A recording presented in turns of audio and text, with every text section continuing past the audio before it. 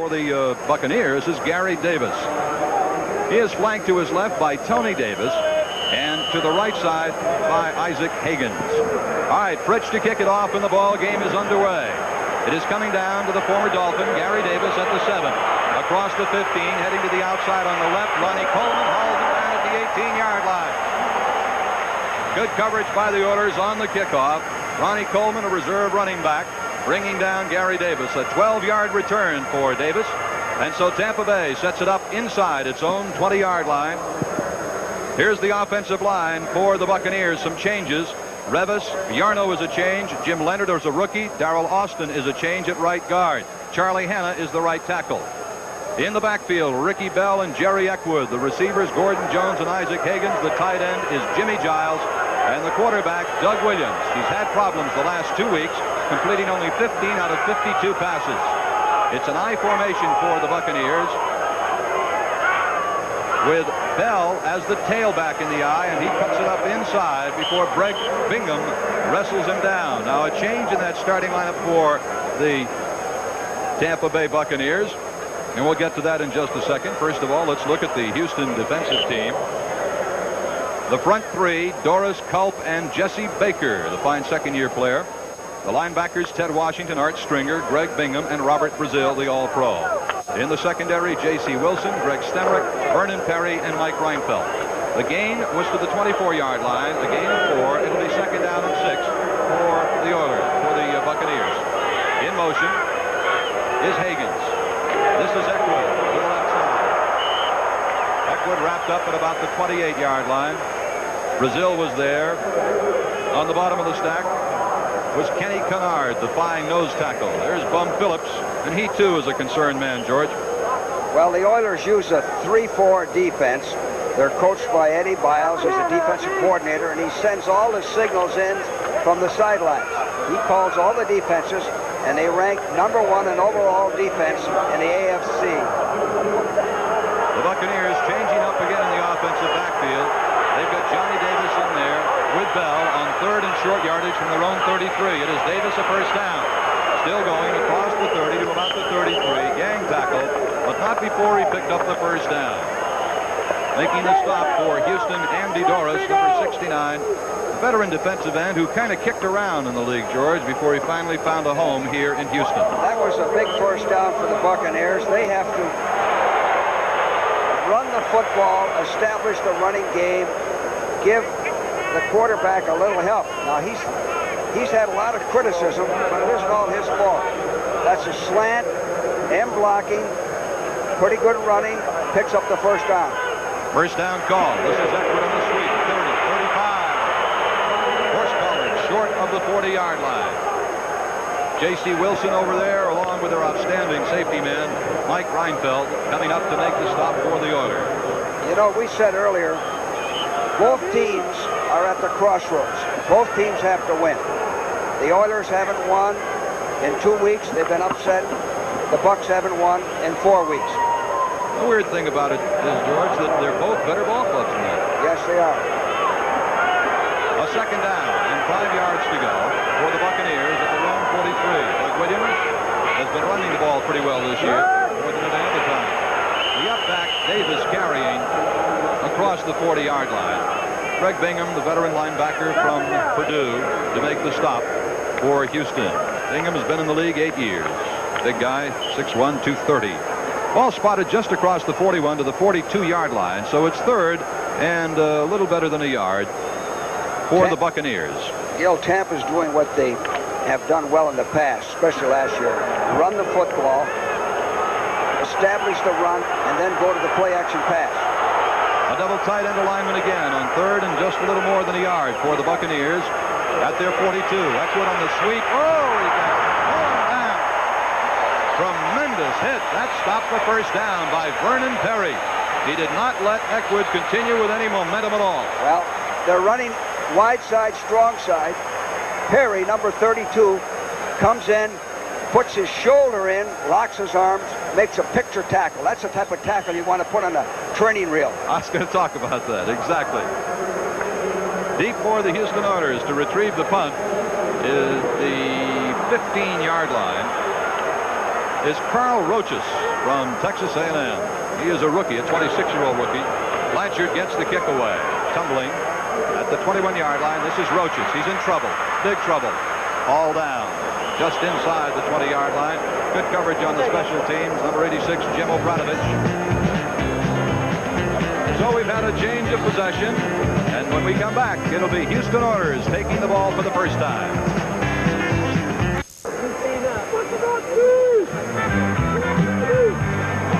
We'd like to welcome the viewers of the Philadelphia-Dallas game, won by the Eagles 17-10 over Dallas, to the Astrodome in Houston. This is Gil Santos along with George Allen. The Buccaneers against the Oilers.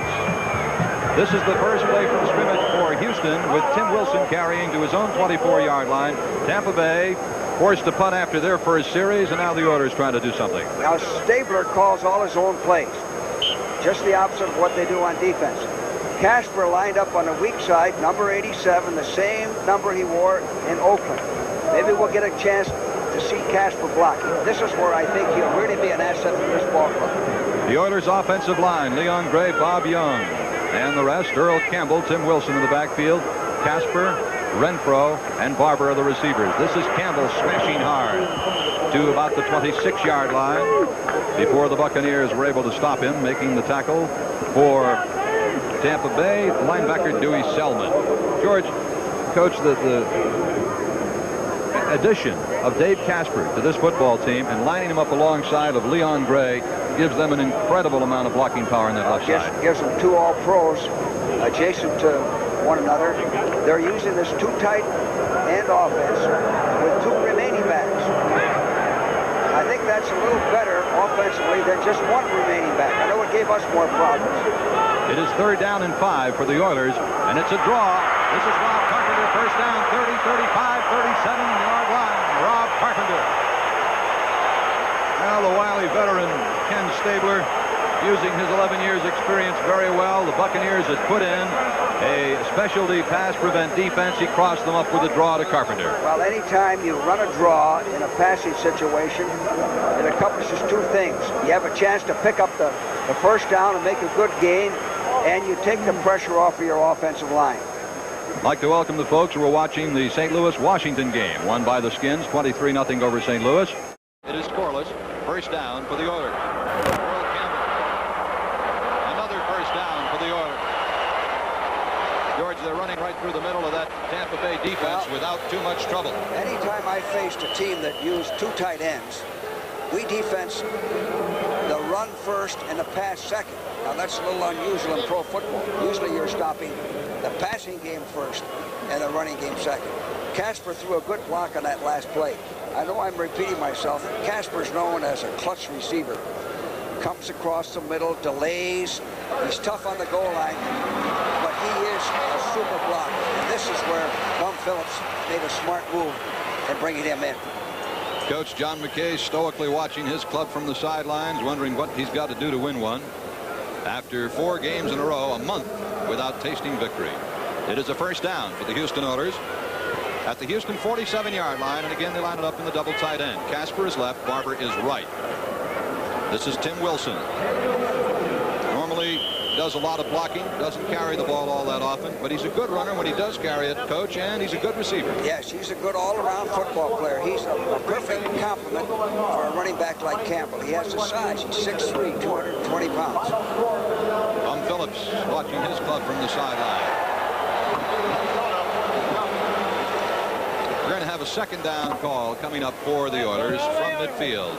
I'd like to welcome the people who have been watching the Green Bay-Cleveland game. That one won by the Cleveland Browns this afternoon. 26-21. No score here. Second down, 6. Stabler's going to put it up. Lots of time. This is complete to Renfro. First down to the 30-yard line of the Tampa Bay Buccaneers, Mike Renfro. Now, I'll tell you why that was possible, Gil. Stabler, the first pass Stabler's thrown, he had 3.5 seconds. I got the stopwatch on him to throw the ball. He looked the field over, and he threads the needle for a big first down. That's what the two tight offense will do for you on the passing game. You have to respect the run first, then the pass opens. and Renfro a good control receiver, control the ball receiver. First down, Oilers, Tampa Bay 31. Campbell trying to get wide. Cut down inside the 30 at about the 28-yard line. That's Cecil Johnson, linebacker over there. And coming up out of the secondary was Cedric Brown for the Buccaneers. Speaking of Cecil Johnson, I really like the Tampa Bay Buccaneer linebackers. I don't think there's a better four in football. They do a tremendous job. They're well coached. They're disciplined. I enjoy watching them play football. The gain was 4 yards for Campbell, setting up a 2nd down and 6 for Houston from the Tampa Bay 27-yard line. Renfro is the lone wide receiver. He is right. Wilson, then Campbell in the eye. It is Campbell to the right. Nice cut inside the 25-yard line to about the 24. Earl Campbell, Wood making the tackle. Let's see if we can see Casper throwing a block on this last play. Here he is, 87. Cutting. The play's going the other way, so he has to cut off the pursuit, and he did that. This telecast presented by authority of the National Football League, and it's intended for the private use of our audience. Any rebroadcast or other use of this telecast without the express written consent of the Houston Oilers and the National Football League is prohibited. 3rd down, 4 yards to go for the Oilers. The ball marked at the 25-yard line of Tampa Bay. Carpenter's in the ball game. Passing situation. Look at the time Stabler has. He completes it to Ronnie Coleman, who came off a wing down to about the 11-yard line. When the Oilers get into a passing situation, Coach, they like to bring in Coleman and Carpenter. They're both excellent receivers. Yeah, it's a good move. Again, Stabler had all day to throw. Plenty of time to throw. You can't cover one-on-one when a quarterback has that time to throw, and he has the ability of Stabler. Look at this. Now he unloads it. Nice catch. First down. 14-yard gain for the Oilers, and they're knocking on the door. 1st and 10 at the Tampa Bay 11-yard line as the Snake calls his signals. It's Campbell again. Hard running inside. Oh, he just brushed aside one of those defensive linemen with a big shoulder. See what that extra tight end does, Gil. It gives the defense another gap to cover, another gap to fill. On that last play, Casper cut the defender down like a tree. Hit him right at the knees. The ball will be marked at the 6-yard line, making it 2nd down and 5 for a first down for the Oilers as they huddle it up. And 6 yards to go for a touchdown for Houston. This drive started back at the 20-yard line of the Houston Oilers. 2 passes, both completed, most of it on the ground. Wilson is on the right wing. Campbell is the lone setback.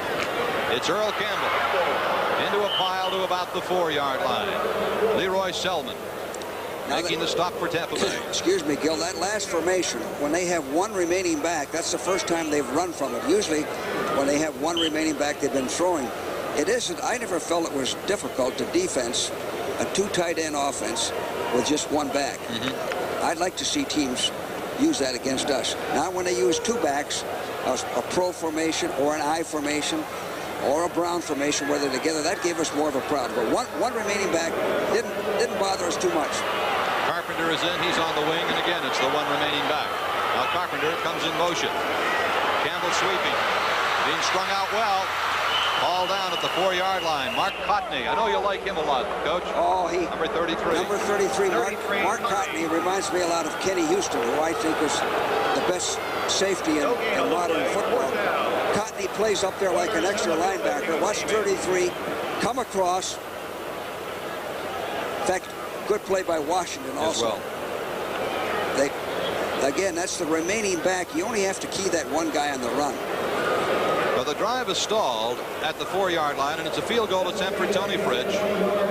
Gifford Nielsen will hold. They mark the spot at the 11-yard line, and it'll be a 21-yard field goal attempt for Tony Fritsch, who has not missed a field goal or an extra point this season. And he still hasn't. So the Oilers break on top with a 21-yard field goal by Tony Fritsch. It's 3-0 in favor of Houston as the Astrodome starts to go wild with a shaking of the Shakers.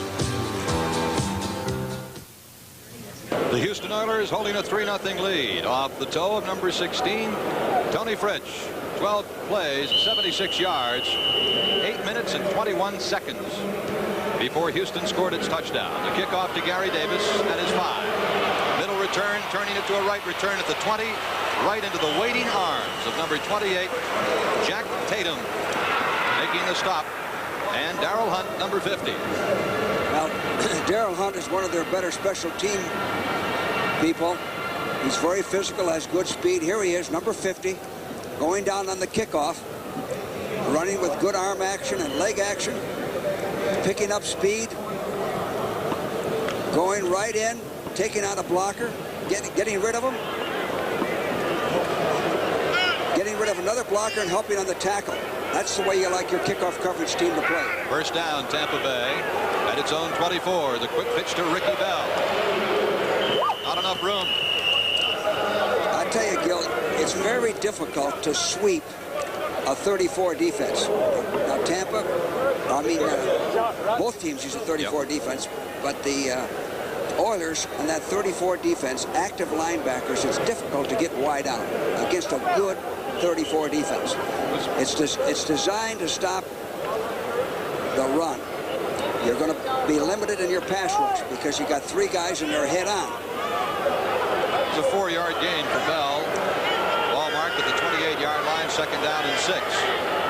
Isaac Hagan's going in motion for Doug Williams. This is Davis, the fullback from Alabama. To about the 33-yard line, Mike Reinfeld up to make the stop along with Robert Brazil. Coach, what about the 3-4 defense? Do you like it? Do you think it is a championship-type defense in the National Football League in 1980? Oh, I think it's a championship defense. Yes, I don't like it myself because I base everything on rushing a passer. I think you got to be able to rush the passer in the National Football League. I always used 4 down linemen for the pass rush. You have to dog somebody with this 34 to get the rush. You have to send in 1 or 2 people. Third down and short yardage for the Buccaneers from their 33-yard line. Minute and a half to go in the quarter. And a first down carry to about the 35-yard line. Actually, what Tampa has to do, they've been averaging about 14 points a game, struggling to move the ball. They need a couple of big plays. When we had problems with our offense, it's we weren't making enough big plays. Doug Williams needs a big play. There's John McKay on the sidelines. He's glad to see that first down. They need a big play to 81, Higgins or Giles or somebody like that. First down, 10 yards to go. Buccaneers, their own 36. Play action by Williams over the middle. This is Eckwood. He can run with it at the 40, but is cut down on a solid tackle by Robert Brazil, the All-Pro, at about the 43-yard line. Williams set that up very well. They've been running the football. Now the play action makes a good fake to Eckwood. Freezes the linebackers. Eckwood hooks up. I'd rather see him go upfield than trying to cut back and lose yardage. Keep going ahead. North and south rather than east and west. The play gained 7 yards. Second down and 7. Tampa Bay. They are using a double tight end alignment as well. Obradovich in there with Giles. In the middle is Davis across the 45-yard line for a first down. When we have 2 offenses, we probably won't have another game quite like this. You got 2 teams using 34, both teams using 2 tight ends. And both teams trying to use the big fullback. Right. And that is the end of the first quarter at the Astrodome in Houston with a score. The Oilers leading it off a Tony Fritsch field goal. From the 21-yard line, it is a 3-0 lead for Houston. They're watching the ball game live, and they're watching the replays as well here in the Astrodome as we start the second quarter with a 3-0 lead for the Houston Oilers. Tampa Bay has it, first and 10. The Buccaneer 48-yard line. Williams with his backs in a split. That's Eckwood running into difficulty. Well, it's penalty marker down. Just what I said, trying to run wide, trying to run a sweep against that 34. Very difficult. Not that you can't, but you're not going to make a living, especially against the Oiler defense. Hard pressure by Stensrud and by linebacker Art Stringer, but the penalty will go against the Houston Oilers. Offside. So they pick up a quick 5 yards. What happens there? Encroachment 59. Exactly. Still first down. A player lines up offside, and he's not aware of it, and the ball is snapped.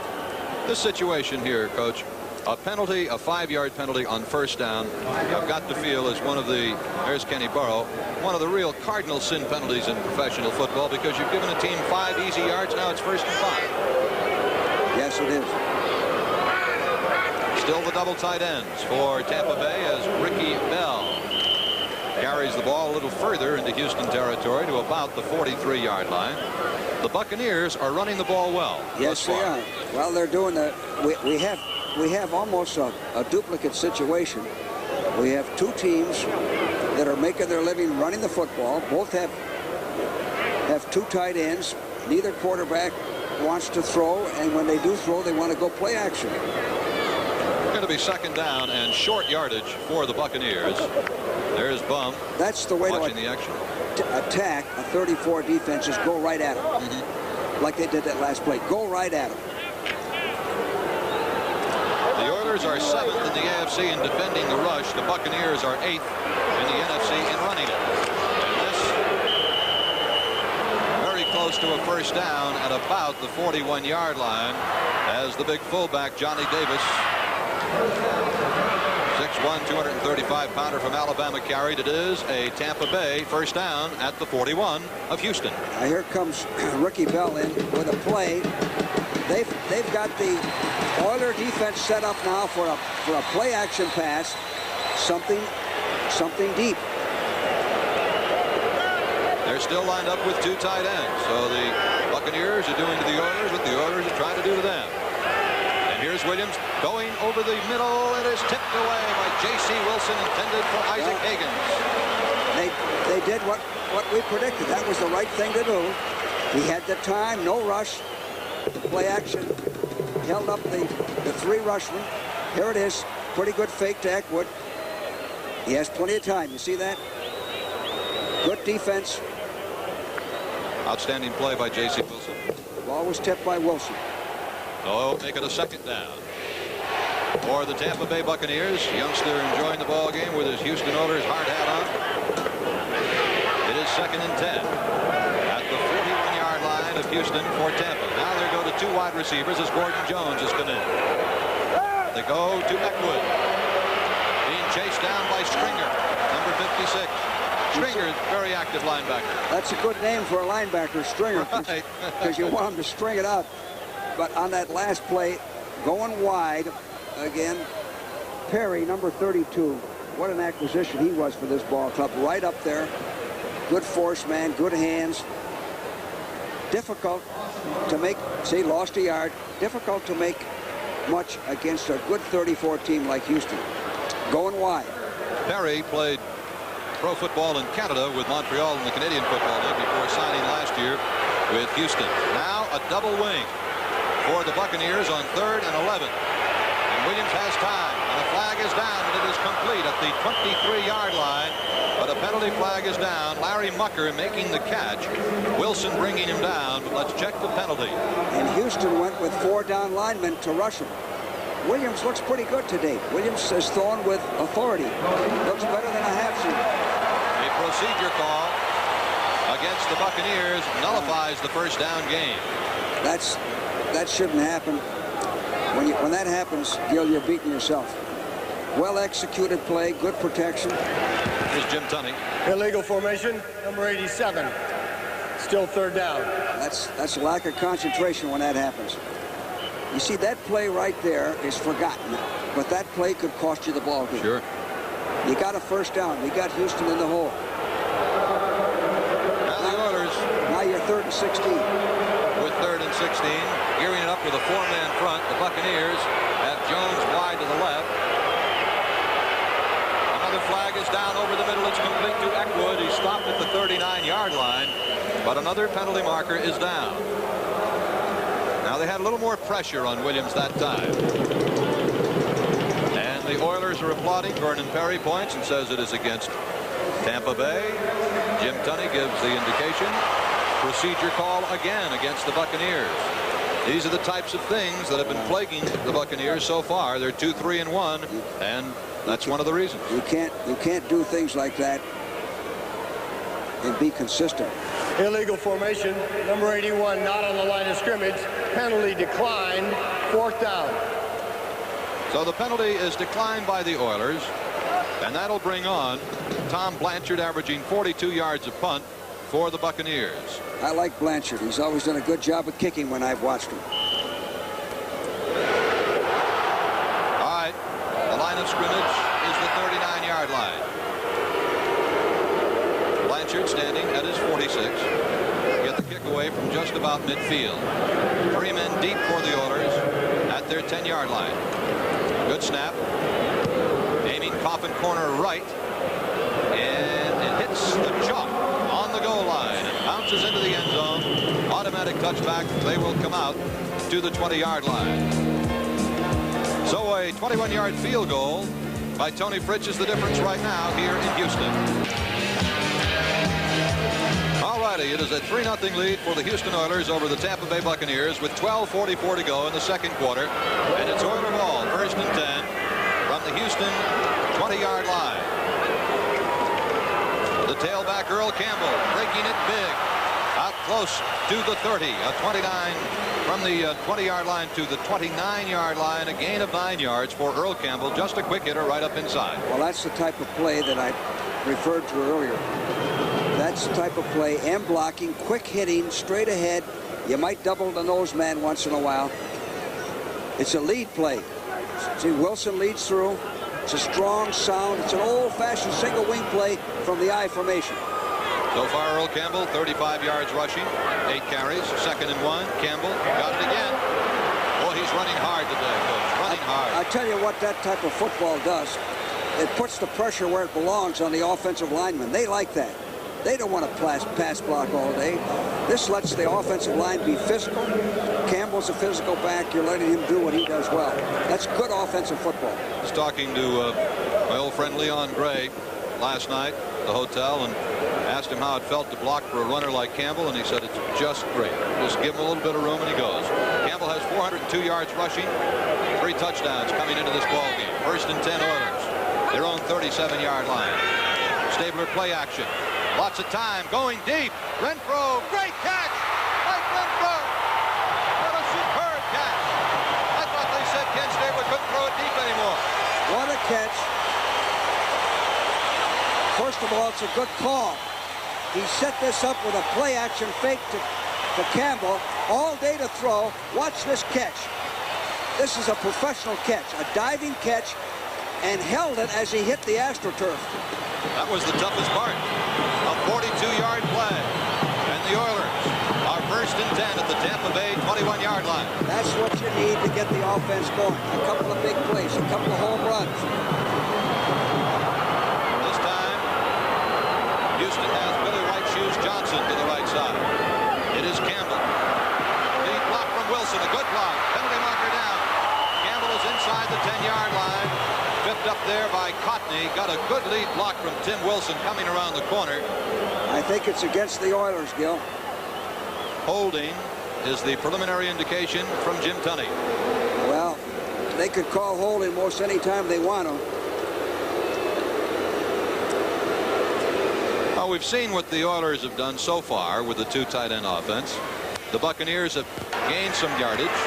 Holding, 86, 10 yards, still 1st down. Mike Barber. Yeah, Mike Barber's 6'6", 6'7", 340 pounds. He's from Washington, D.C. Angelo Fields. He was the first pick. They didn't have a first pick. He was the first pick in the 2nd round. He's a tremendous prospect from Michigan State. Guy that size, by the time you get around him, they've run 2 plays. If I had him, I'd have him lose a few pounds.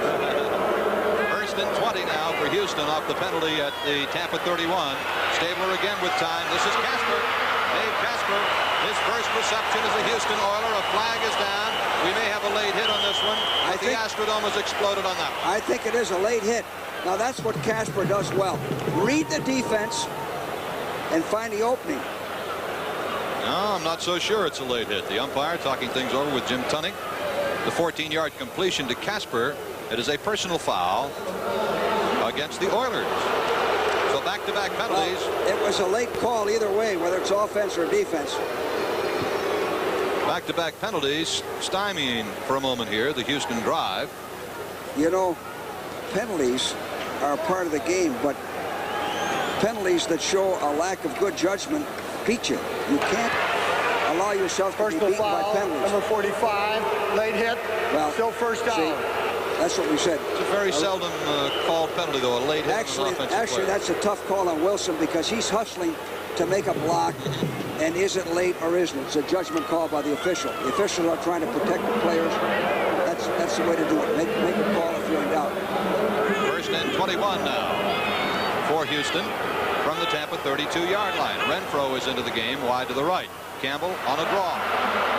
Earl Campbell to about the 26-yard line before he's chased down. Well, you know what? Earl Campbell is a power runner.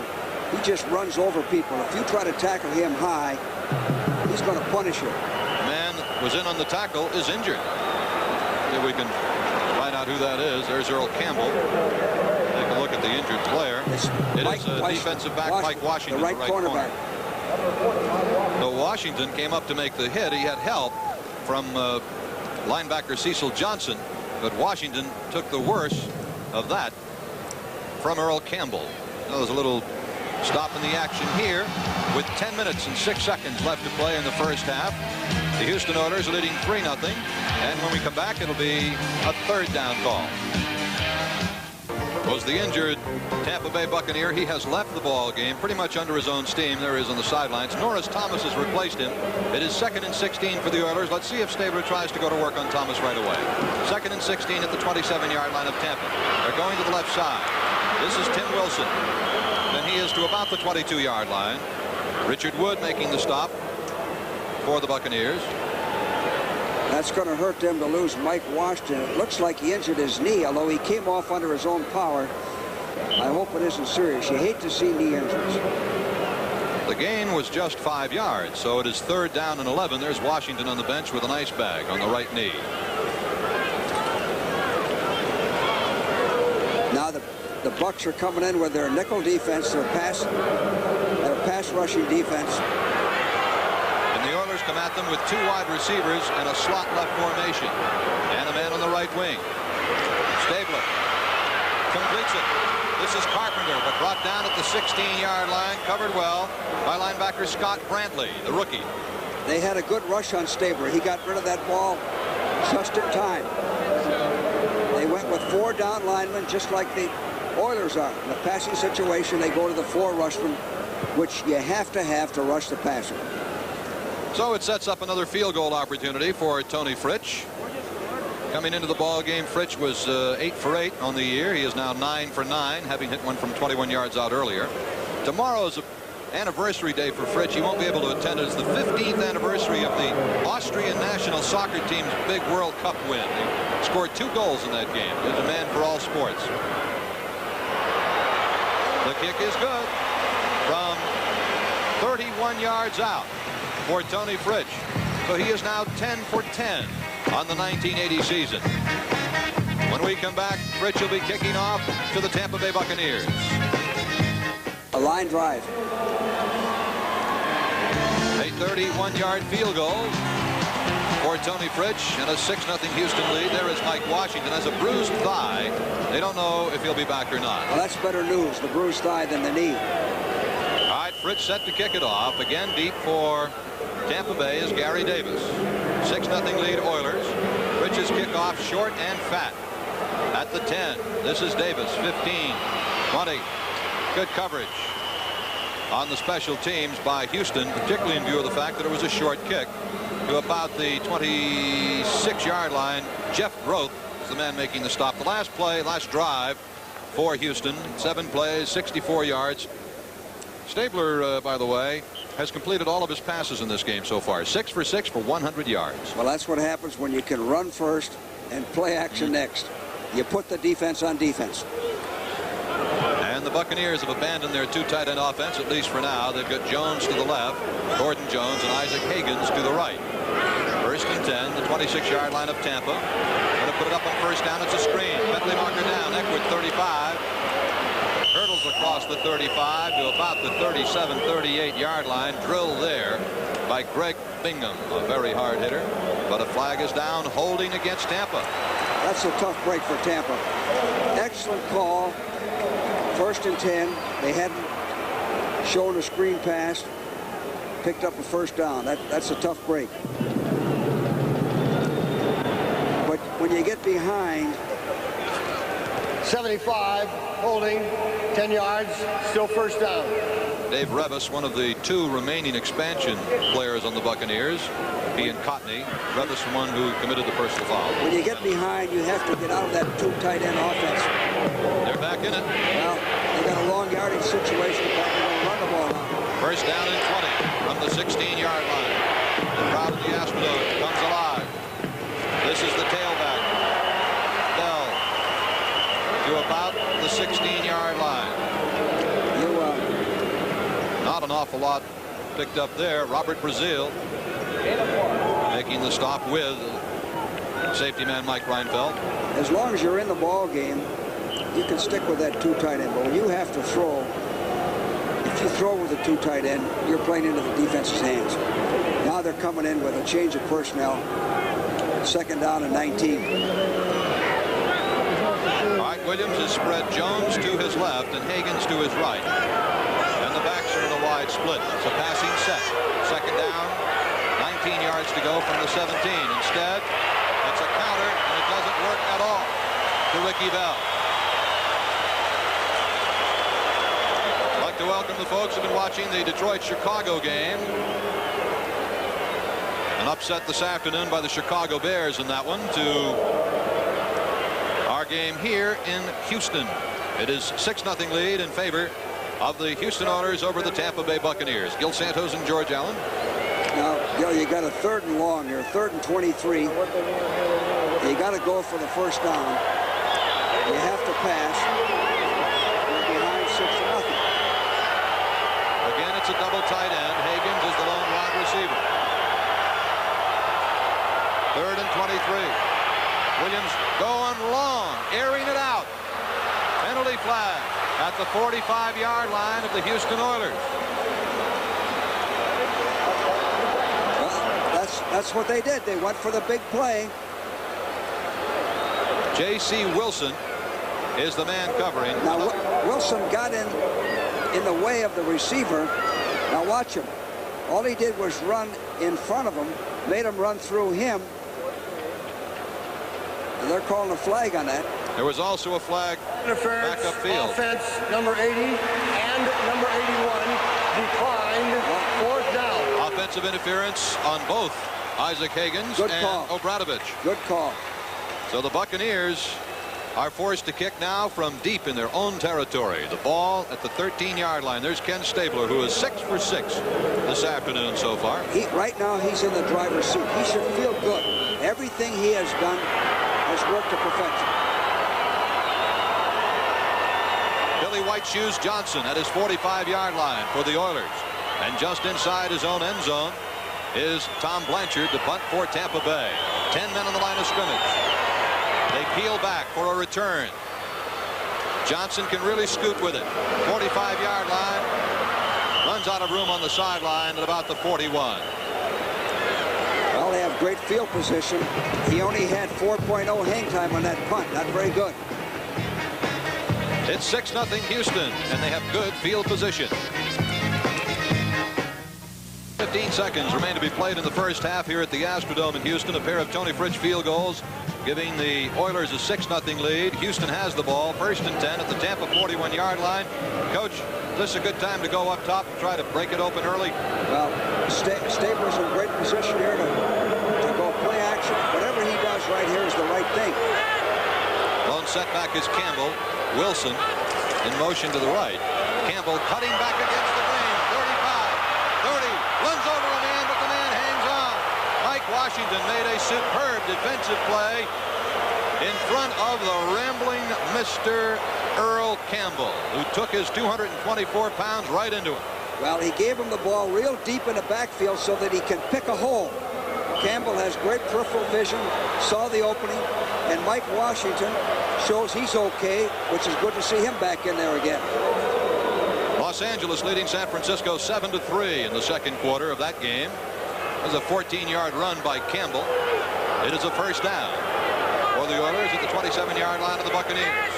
Same formation with Wilson on the right wing, but this time he's going in motion to the other side. And Campbell shoots it right up inside. Well, they're running the middle of that defense to shreds, Coach. That's the way to attack a 34 inside running. Not that you can't go outside, but Stabler is really in the driver's seat. The running game is going well. He's 100% passing. Everything that he's calling is on the button. Now he can set them up with a crossing pattern, a delayed pattern, a play action pattern. Campbell has 12 carries for 69 yards already. Oh, he's having a heck of an afternoon. It is 2nd and 3 at the Buccaneer 20-yard line. Stabler goes to the first man, Wilson, trying to grind out the first down, and he is very close and I think may have had the first down. Leroy Selman making the tackle on Tim Wilson. Now the reason that was a good call, he was 2nd down and 2, and he gives the ball to Wilson. The defense is concerned about Campbell, so your front man, your fullback, has a chance to break loose and pick up the first down. It is a first down for the Houston Oilers at the Tampa Bay Buccaneer 17-yard line. I like the way Stabler calls his game. He reminds me a lot of Billy Kilmer. He's got leadership qualities in there. He knows what to do. He's in charge. That's what you want with your quarterback. Right now, Stabler has his club marching again. He has Renfro to the right. Protection is there over the middle. Touchdown! Great throw by Stabler and a great catch by Richard Castor.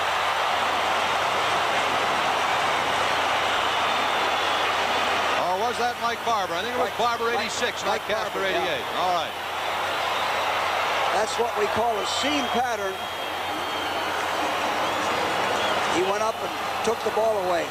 You know, Mike Barber was a little upset when they brought in Casper, but that's only because he's a competitor. He's a good football player. You need Barber. You need Castor. You need Casper. You can't get enough good football players. Well, Tony Fritsch will attempt to add the extra point. He is perfect on the season on extra points, 10 out of 10. Nielsen to hold. He got it. He hasn't missed a kick this year. So Kenny Stabler fires a touchdown pass to Mike Barber. And the Houston Oilers have jumped out to a fast 13-0 lead with 4:17 to go in the second quarter. All right, Coach, tell us about this one. All right. Here's Stabler setting up a seam pattern to Barber, and he's covered by 58, Dewey Selman. Dewey has his back turned, can't cover him. He's supposed to get help from the safety, but he couldn't get over there. Stabler threw a perfect ball. So it is a 41-yard march in 4 plays for the Oilers on the touchdown reception by Barber and a 13-0 Houston lead. And Fritsch is ready to kick it off again. Buccaneers are going to have to score pretty soon if they want to stay in this thing. It's a short, fat kick to Gary Davis at the 13, 20, 25. At the 28-yard line, he goes down in the grasp of Darrell Hunt. You know, one thing on these kickoffs by Tony Fritsch, he kicks a very returnable ball. It's not too deep. It's about the 10, 12, 15-yard line, and it's not very high. I've been timing them. You can organize a good kickoff return against a kicker like that. Tell you what, though, when he's going for points, he is perfect. Well, that's the most important thing for him to do, is get those field goals when they count. Make the ones you have to make. 1st and 10, Tampa Bay. Its own 29-yard line with 4:08 to go in the quarter. 13-0 Houston. Williams to Gordon Jones. Nice catch. First down at the 41-yard line. Gordon Jones, the second-year receiver from Pitt, the second-round draft choice, had 15 receptions coming into the ball game. Second-round draft choice 79. Well, Tampa's out of their 2 tight end offense. They're going to a standard pro set, which is what we'll probably see more of if they fall behind like this. They got to put some points on the board. I think Williams is throwing pretty good today. He is. Again, go back to that play that we talked about earlier. The penalty. Yeah. One lone setback, Ricky Bell. In motion, 81 is Higgins. First down, Tampa. 41-yard line of the Buccaneers. Deep drop screen setup. A tight end screen to Jimmy Giles, but he can't break free. And they lose a yard at the 40-yard line. Number 67, Stensrud. Number 75, Baker, number 52, Brazil, and 33, Wilson, all in on the stop. Well, they went to 2 tight ends on that with 1 remaining back and screened to Jimmy Giles. It's a good play. Giles is the type of tight end that runs well with the ball after he catches it. But the Oiler defense read it perfectly. Well, we're glad to be in Houston, folks. 3:24, clock running, second quarter. Gil Santos and George Allen here at the Astrodome in Houston. Buccaneers sniffing out a blitz, maybe. Williams flaring it. That's Bell at the 45, and a nice cutback to the 48-yard line.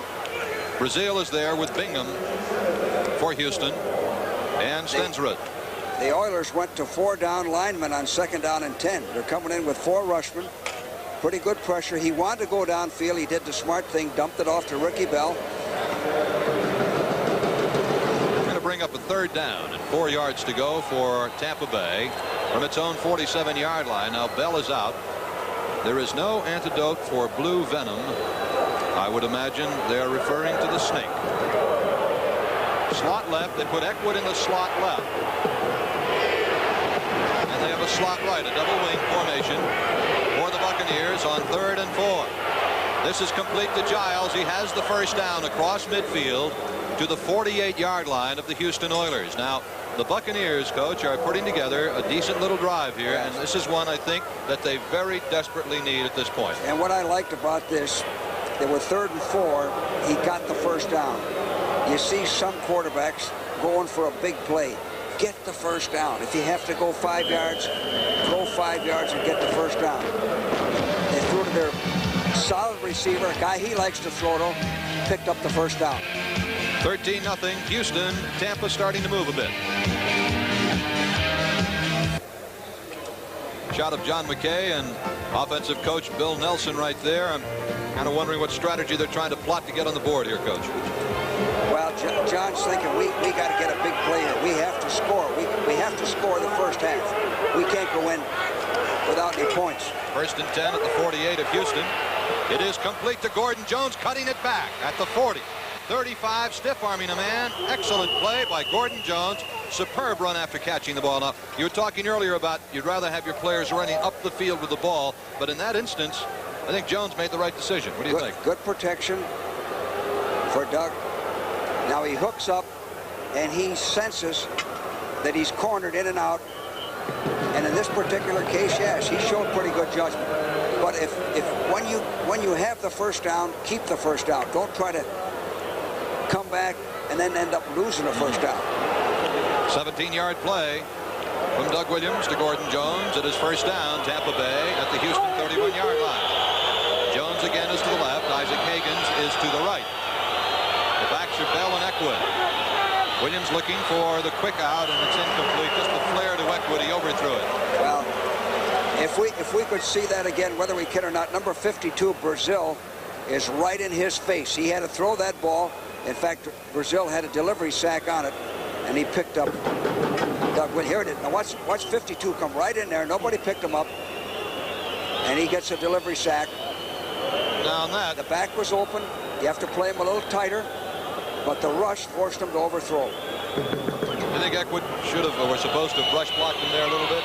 Well, it depends on the pass protection. A double wing formation for the Buccaneers on 2nd down and 10 at the Houston 31. Slots both left and right. Good protection for Williams here. Incomplete to Jones at the 28-yard line. A flag is down. Covering for Houston was Greg Stemrick, but I think he'll be called. There are 2 flags down. One at the point of the pass attempt. Wow. The other one back up the field. I know one is against Tampa Bay. They may wash each other out. Let's see. Jim Tunney. Houston's doing a good job of putting pressure on Doug Williams with 4 men. We had a double foul, holding offense, defensive pass interference. We'll replay the down, first down. Yeah. Here it is. Number 71.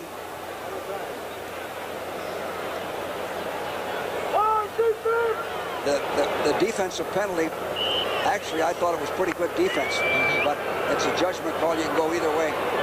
So we'll replay it. 2nd down and 10 at the 31-yard line of the Oilers. seconds to go in the half, and Houston leading Tampa 13-0. Again, a double slot formation to each side of the field for Doug Williams. He evades the rush. He can run. 30, 25, 20. Inside the 20 to the 18-yard line to the 17-yard line. Doug Williams has already run for more yardage this year, 212 yards, than he had in his first 2 seasons combined. Well, he's like another running back. Here he rolls out. His strength allows him to get away from the rush. Big play.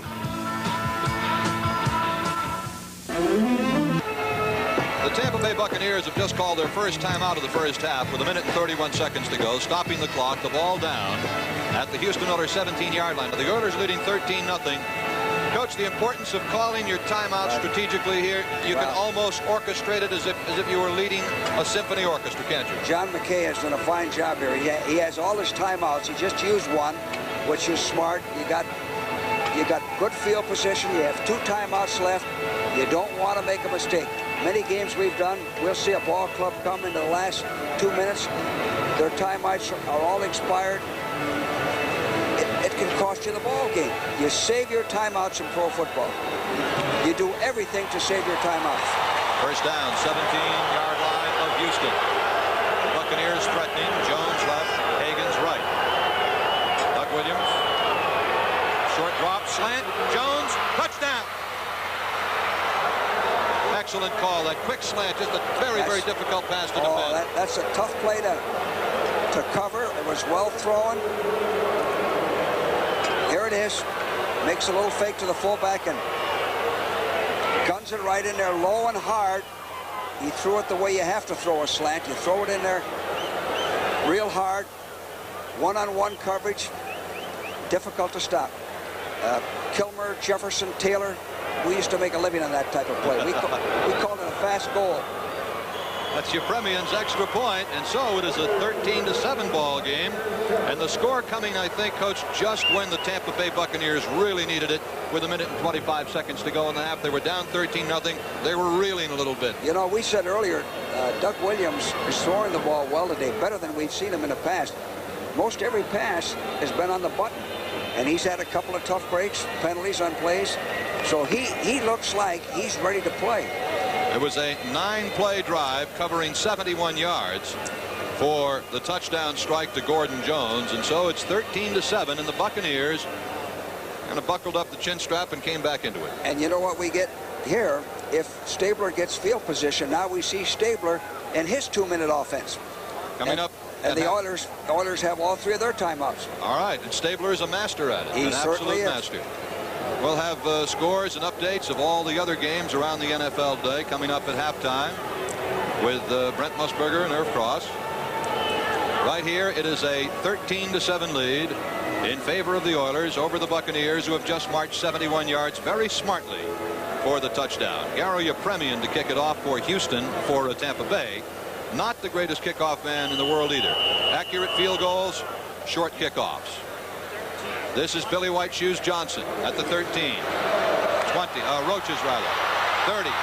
Carl Roaches to the 35-yard line. Well, we used to start our 2-minute drill, depending upon, of course, the time in the game at the 4th quarter. Our rule was to start it around the 35, always the 40. So they're in a position to start their 2-minute drill. We were talking earlier today, Coach, 21-yard return for Roaches, about the importance of those 2-minute drills, and I know your ball clubs worked on them religiously.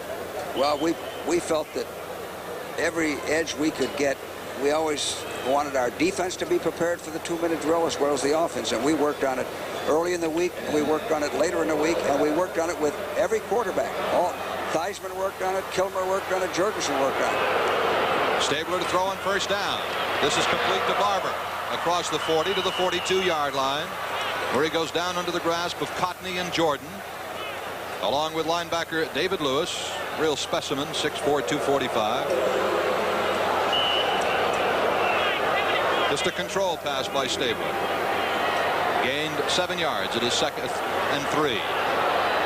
This one is complete to Johnson. White Shoes at the 45-yard line, where he comes down under Mike Washington. See, this is a beautiful part of pro football. Stabler went to to two patterns, both hook patterns. They're easy to throw. They're difficult to defense. Get the first down. Now he takes timeout. He's got 48 seconds to play, and he still has 2 timeouts left. Very easily be in field goal position or maybe even go for a score. Kenny Stabler, many times in his illustrious National Football League career, has marched his team, whether with Oakland before and now with the Oilers, down the field in the final 2 minutes. Now, one thing I liked in my 2-minute drill, the Bucs are going with a 3-man rush. I always, again, wanted to go in with 4 people. If you give quarterbacks in this league time to throw, they're going to complete them. So it'll be interesting to see if the Bucs still stay, Gil, in that 3-man rush. And Stabler, look, is 9 for 9 for 137 yards. Boy, both quarterbacks are having good days. Stabler is having a terrific day. And the reason for that is both have time to throw. And he spread them out, too, as a matter of fact. His 9 completions have gone to 7 different receivers. Now, how do you defense that?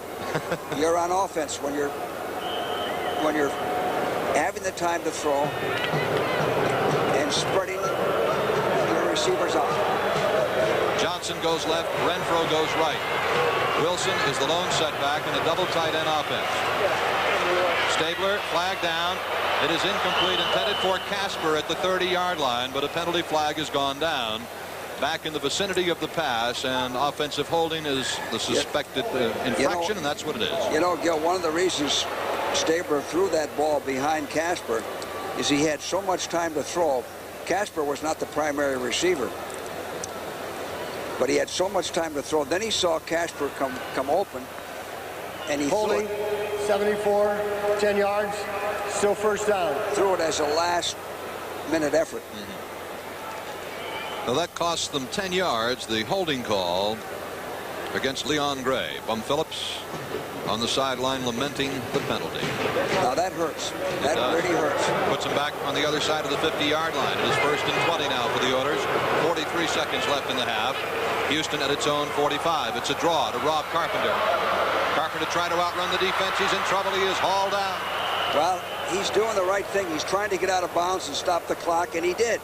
He saw that he couldn't turn upfield, and he raced for the sidelines to stop the clock and save those timeouts again. Save the timeouts. Curtis Jordan from the left corner making the tackle. Well, that gives us 36 seconds left to play in the half. It was a gain of 1 yard, so it'll be 2nd down and 19 for the Oilers. From the Houston 46, Casper goes out. Now they line up with Richard Castor in the ball game now. And let's see if the Tampa Bay Buccaneers went offside or they were induced to go offside. I think one of the reasons Casper is out, Gil. False start, movement of the ball by the center, 2nd down. You know, the reason for that Oilers is are taking themselves out of this. When you go on sound, when you go on a quick count sound, there's a tendency for someone to be rocking. But I think one of the reasons that Casper's out of there is he has had much time to learn their 2-minute drill. And a lot of this is called audibly. You're calling, most of the time, you're calling 2 plays in a huddle. Well, the Oilers with a holding call and now a 5-yard penalty are rapidly taking themselves away from scoring range. 2nd down and 24, Houston at its own 41-yard line. Renfro is right and Johnson left. Stabler over the middle for Castor. He's got it at the 33-yard line. A penalty marker is down.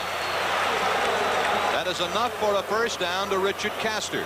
Well, he called the right pattern against the defense. It's a seam pattern to Richard Castor. Penalty will go against Tampa Bay, offside. Coach, when you're looking at the Houston Oilers and you're looking at Barber, a 26-yard play there, you're looking at receivers like Barber, like Castor, like Casper, like Wilson and Carpenter and Renfro and Johnson. That's an incredible defense. Group. It is. And now Casper just came in. Pass, 1st down. The big thing, Gil, is that they're all experienced and they can read the defense. They aren't going to run poor patterns and allow your quarterback to get an interception because of a poor route. It is 1st and 10. Houston with 25 seconds to go in the half at the Tampa 34. Hard rush. Bill Kohler has it. Bill Kohler, the former Cincinnati Bengal that time, beat his man Morris Towns to the quarterback. Watch Bill Kohler, 77, come in, lower the shoulder, beat his man to the outside, and the official promptly called him dead, which is what the rule is designed for, to protect the quarterback. Bill Kohler, we've been watching him all through the ball game. Is really playing a fine football game. He's been an excellent addition to this football team. Well, he's right up there in tackles on the ball club, has 32, which is third or fourth on the team in tackles. He came from the Cincinnati Bengals in a 1977 trade. Kohler, originally a high draft pick of the Bengals. Matter of fact, was drafted first or second round for Cincinnati before coming over here. Well, here's the story. 18 seconds left to play in the first half. It is the Houston Oilers 13 and the Tampa Bay Buccaneers 7. At halftime, Jack Whitaker's legends of the game, Deacon Jones. Great football player. I had the privilege of inducting Deacon into the Hall of Fame in Canton, Ohio, a couple of months ago. No better defensive player than Deacon Jones. He practiced the same way he played. Went all out all the time. Isn't that the way it's supposed to be? You play as you practice. That's often said, but very seldom done. But Deacon was that type. He didn't need anybody to push him. He was a self-motivated athlete. Let's see what Ken Stabler has in his bag of tricks here. Second down, 23 yards to go for the Oilers at the Buccaneer 47-yard line after the sack by Bill Kohler. Renfro right, Johnson left, Carpenter the back. Stabler going deep. This man is open.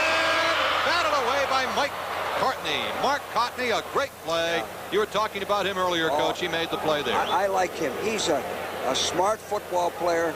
He's good on the run. Now here he is going deep. Stabler steps up, has the time to throw, going for the bomb. You know, should have intercepted it. Courtney should have intercepted the ball. A lot of people have been telling me that Stabler can't throw the ball deep anymore. I'm going to have to disagree with them off what I'm seeing today. He's throwing the ball deep twice today. That could have been a little bit longer, but it was a fine defensive play by Courtney. All right, third down, 23 yards to go, Oilers. Now they put up 3 wide receivers to the left side, looking for an alley-oop. Stabler lets it go. It is intercepted. Intercepted by Cedric Brown of the Tampa Bay Buccaneers, killing the Houston Oilers drive with just 3 seconds to play in the first half. Well, you see, the reason for this, they had great field position. The penalties. Penalties take you out of field position. He actually overthrew the receivers. His arm, yes, he did. His arm showed no weakness there. Absolutely. 2 penalties, Coach. Offensive holding, a 5-yard penalty, took them immediately out of range. Then as they started to come back with it, the big sack by Kohler. And so we've still got a 6-point ball game with just 3 seconds to play in the half, and the Buccaneers will just let it run out on 1 play. And you want to make sure you have 2 hands on the ball and don't make a mistake here. All right, Doug Williams, the final play of the first half.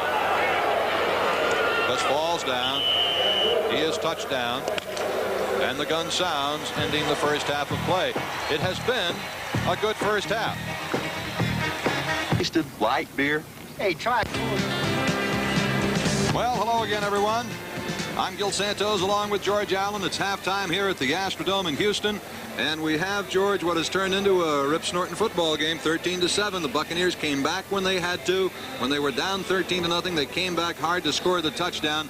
And what do you think of the first half? What do you look for in the second half? Well, the interesting thing is that Houston has controlled this ball game. They made 239 yards to 122 for the Bucs, and yet they only have 13 points. With a 2 tight end offense, you better score some touchdowns. If you have to settle for field goals, you're going to be in trouble because your time of possession doesn't mean a lot unless you score touchdowns. All right. Now, how about the whole outlook for Tampa Bay defensively in the second half? How are they going to stop Stabler's passing? The one thing I really like is Doug Williams shows a lot of authority. He's throwing the ball well. He has pretty good protection. I think Tampa's going to stay right in this. It's anyone's ball game. All right, the second half kickoff at the 10-yard line to the 15. This is Jeff Groth for the Houston Oilers across the 20, close to the 25-yard line. And that's where the Oilers will go to work to start business here in the second half. Our first half scoring 2 field goals from Tony Fritsch, 21 and 31 yards for a 6-0 lead. Then in the second quarter, a 17-yard touchdown. Stabler to Barber made it 13-0 with 4:17 to go. But the Buccaneers came back a 71-yard drive, scoring with a minute and a half to go in the half on a 17-yard pass from Williams to Jones. And that's where we stand, 13-7, Houston. Again, the double tight end alignment for the Oilers, and Earl Campbell comes off the left side at the 30, 33-yard line. He turned following the blocking of those 2 all-pro football players on that left side, Dave Casper and Leon Gray. Well, as we said at the top of the show, Casper is going to help this team, the Oiler team, because of his blocking. He's a super blocker, and that's something that people sometimes don't realize. He's a fine receiver, but with their offensive line and a guy like Campbell, they can use another outstanding blocker. It was a gain on the play of 9 yards. So it's second down and a yard to go for the Oilers. From their own 34, Campbell inside. No, that breaks it outside and loses yardage. Campbell ran up inside, but everything was stuffed up there, and he tried to ad-lib. Well, Campbell usually picks a hole pretty well. When you circumvent or try to make a spontaneous play, you stand the chance of being thrown for a loss, and that's what happened there. Sometimes you're better off to stay with a blocking and get a yard or 2 or maybe no gain than try to turn a broken play into a big gain. Now you lose 3 or 4, put yourself in a hole. Ball marked back to the 32-yard line, where it will be 3rd down and 2 for the Oilers. Oilers at their own 33-yard line is where it's marked. Stabler calling signals for Houston. It is Campbell trying to move the pile. Good defense by the Buccaneers as they gang tackled. Had Bill Kohler over there again. He's playing an excellent game. Dewey Selman, number 58, making the stop. Well, what happened there is that Tampa penetrated. They got across the line of scrimmage. They forced Campbell to go wide. No chance to pick up the first down. Deep man for the Tampa Buccaneers is Danny Reese, deep for Tampa Bay, and Parsley stands at his 15-yard line. Good punt. There is Parsley for the Oilers from his 15. 12:44 to go, 3rd quarter. Good defensive series for Tampa Bay there. Yes, it looks like they're fired up. They're coming hard. Punt bouncing at the 40, and it takes a Tampa Bay bounce. Comes back the other way, finally down by Groth at the 45-yard line. So the Tampa Bay Buccaneers take over the ball with a chance to go out in front now here early in the 3rd quarter. It is 13-7 in favor of Houston. Reasons for Parsley's short punt. He has pressure by Brantley, 52, and 78 Radford, and he only gets off a 25-yard punt. So this sets up Tampa Bay in good field position. 1st and 10 Buccaneers. Their own 45-yard line. Eckwood and Davis are the running backs. That's Higgins in motion. 1st down call. This is Jerry Eckwood. Good hole. Running hard. Loses the ball. Picked up by the Houston Oilers back inside the 30-yard line. Wow. And a penalty marker is down. Greg Stemrick picked up the loose football. Fine blocking at the point of attack. A direct hitting play. The way you want to attack that 34. He had everything going. That's what you hate to see. You're behind and you fumble, and you give the other club the chance. 3 pigeons just went flying by, and I wonder how they got in here. Well, the penalty is against the Houston Oilers, but they retain possession of the ball, and an important turnover, I think, Coach. The Buccaneers, I'm sure, were fired up from scoring late in the first half, fired up from stopping Houston's first offensive thrust. They Personal foul, number 32 at the end of the play, 15 yards, Perry. 1st down. Well, Eckwood was trying to go all the way. He's trying to fight for every yard, and that's one of the reasons you fumble. He's spinning and turning, and I'm sure John John is disgusted with that because they could have gone ahead that drive. That's right. So it is 1st and 10 for Houston now. Ball at the Oiler 14-yard line. Stabler has them set. Wilson and Campbell and an eye. It is Earl Campbell. He's across the 15-yard line to about the 18. A lot of people in on the stop for Tampa Bay. All right, let's watch Casper blocking on this play. 87. Standing him up, keeping his feet. A stalemate. When you have a stalemate like that, the offense wins. And you know the other thing about Casper, he enjoys blocking. Some guys don't want to block. They want to catch the pass. See, they know that you get the limelight catching the football, but Casper enjoys blocking. 2nd down and 6 now for Houston. Ball at its 18-yard line. Campbell to the right this time. It does not get very much. Maybe a 2-yard gain to the 20-yard line. Good coverage by Tampa Bay. Gil, what I noticed right away is that this Tampa defense seems to be a little more aggressive. They seem to be fired up. They seem to be taking control of the line of scrimmage. Well, last week against the Green Bay Packers, they allowed 569 offensive yards in that overtime game. Well, that's... So I think they probably feel they've got some making up to do. The other thing, you can't expect them to play defense like they played last year. Last year they were just fantastic. You can't play defense like that year after year. 3rd and 4 from the 20. This is Rob Carpenter, 1st down. Carpenter to the 29-yard line. Rob Carpenter, to me, Coach, is the kind of a back that a good football team has to have in order to win. Yeah. He is not going to break many big plays on you, but he can run hard. Right. He's a good runner, a good receiver, a good blocker, and he's a smart football player. And one more thing, he doesn't make mistakes. Exactly. A lot of clubs would say, well, he's not fast enough. Too much emphasis is put on speed. Give me the guy that doesn't make mistakes. That's the type of player I want. And so, Carpenter's that type. He certainly is. Houston picks up the 1st down, 1st and 10. Oilers at their own 29. Play action by Stabler. Pump faking. This is Tim Wilson.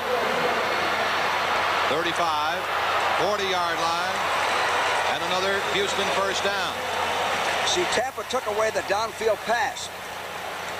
Stabler wanted to go downfield, play action. Look how deep he sets up. All day to throw. Look at that time.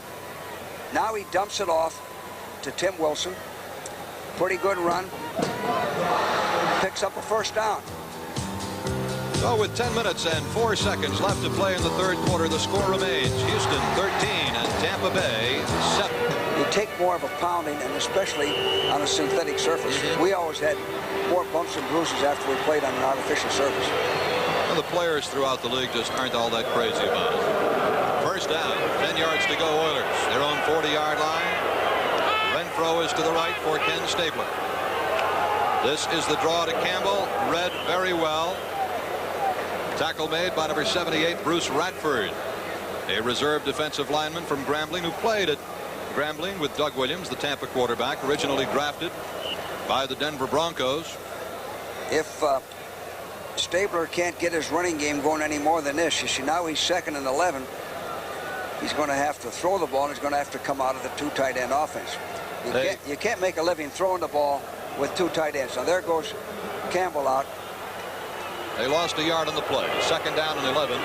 Wilson sits on the right wing, and Carpenter's the lone back as you see Wilson in motion. Stabler flares it to Rob Carpenter. He's got some blockers in front. 40, 45, against the grain, heading for midfield. 45 of Tampa, all the way down to the Tampa Bay 36-yard line. But there's a flag on the play. A flag on the play at midfield. Great instinct shown by Carpenter as he ran to the open portion of the field. Quick screen, you get arm tackling. And it worked so well because they were holding. If you run against the grain, you shouldn't have to hold on a quick screen unless your man beats you completely. It was a 25-yard gain, which has now been wiped out. Gil Santos and George Allen here at the Astrodome in Houston as 2 Central Division teams. NFC Central Buccaneers and the AFC Central Oilers play each other. Now, Coach, they haven't played each other in a regular during the run. Number 45, still 2nd down. Penalty called on Wilson. They haven't played each other in a regular season game since 1976. Only 2 Buccaneer players remain from that team. Is it much more difficult for teams to get ready for each other when they haven't played over that space of time. Well, I don't think so, Gil. You can get films, all the films you want to study somebody, and you have personnel reports, and you have scouts, so it never bothered me. Okay. We have a second down and 11 for the Oilers from their 39. Stabler is going to put it up. He fumbles the ball. Still loose. Tampa has recovered. At the 32-yard line, it was Bruce Radford, the man who came in to replace Logan, who made a big tackle on Campbell and now recovers the fumble. Yes. So the young man is impressing his coach. But you know what? Stabler has so much time to throw here that he steps up, and he was carrying the ball kind of loosely, and he came in from the blind side and jarred it for a fumble. Big play for Tampa. Remaining here in the third quarter, 8 minutes and 51 seconds, a 13-7 lead for the Oilers. But what could be a turning point is Bruce Radford, that man right there, has recovered a fumble at the Oiler 32-yard line. Now, I always felt, when you got a break like that and had field position, you had to take advantage of it. You had to score points, whether it was a field goal or a touchdown. You couldn't come away without points. This is Jerry Eckwood, cut down after maybe a gain of a yard. That was it. Number 71, Ken Kennard, cut his feet out from under him. You know, one thing I'd like to do after a turnover, interception, fumble, was to go play action and go for a big play right away. I know you do. Sometimes you get the defense a little bit sleeping or confused or grumbling, and you have a chance for a big play. Radford was drafted by Denver in the third round of '79, signed by Tampa just a week before the season started. No gain, 2nd and 10 from the 32-yard line. Higgins is to the right. Tampa has 2 tight ends in. Play action by Williams, lots of time. His man is open, but it's just overthrown to Jimmy Giles. Well, you know, Williams likes Giles so much. Now watch Giles release inside of the linebacker because he's dogging. He runs what we call a steal pattern.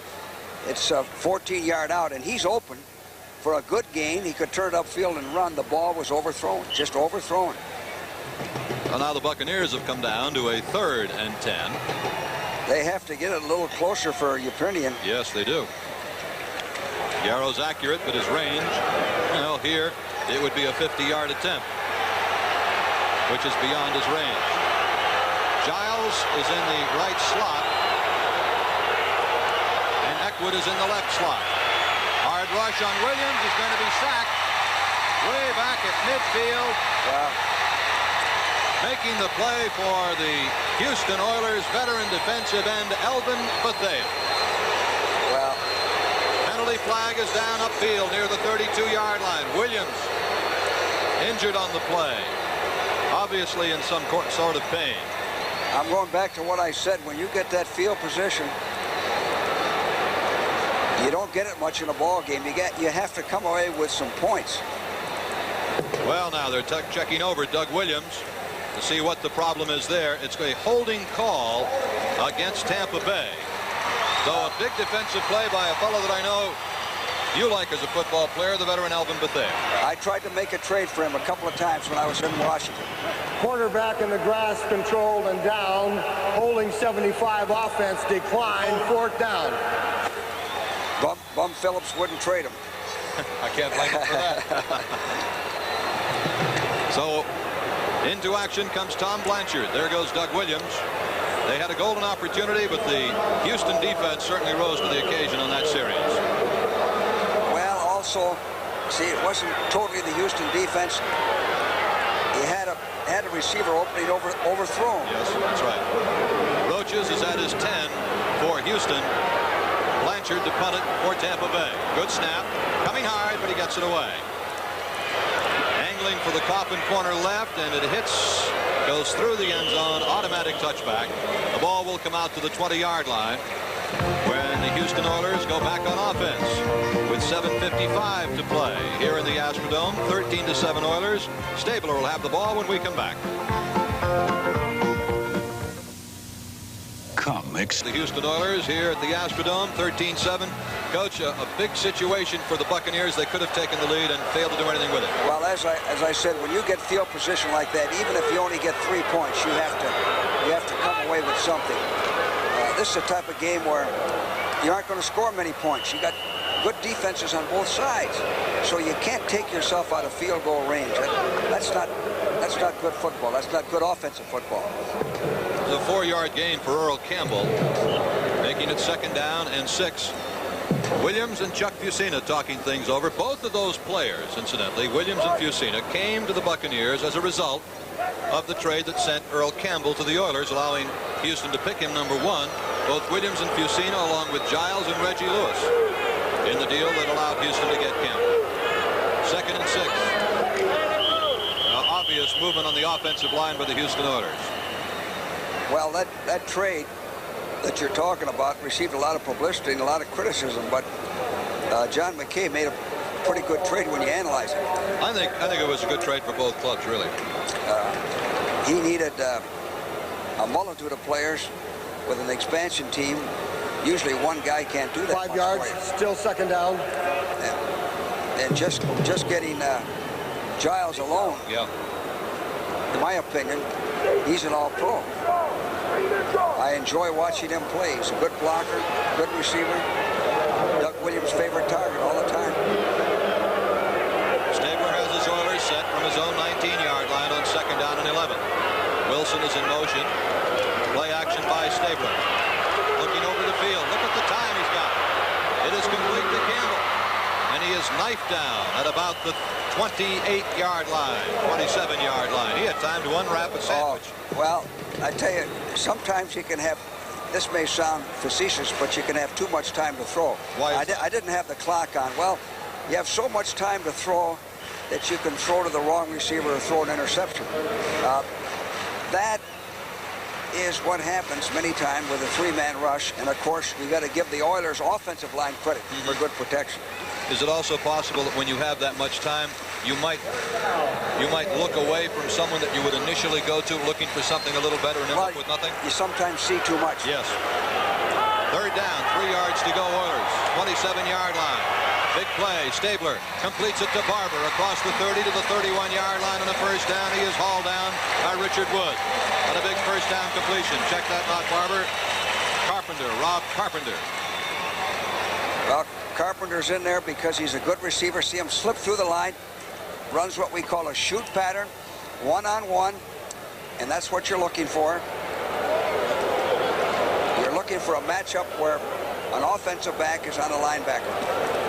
So the Oilers pick up the 1st down, and they keep their drive alive with the clock running and 5:45 to play in the 3rd quarter. 13-7 Houston. Casper is tight left. Barber is tight right. Stabler on 1st down. The meal ticket, Earl Campbell, driven back. Hard hit there by Dave Logan, who is back in the ball game for the Buccaneers. Let's take a look at the great Earl Campbell. Well, he's a power runner. And he punishes you, and the only way to tackle him is low. Another thing that I find amazing about Campbell, very often it will look as though he has been stopped for no gain at all.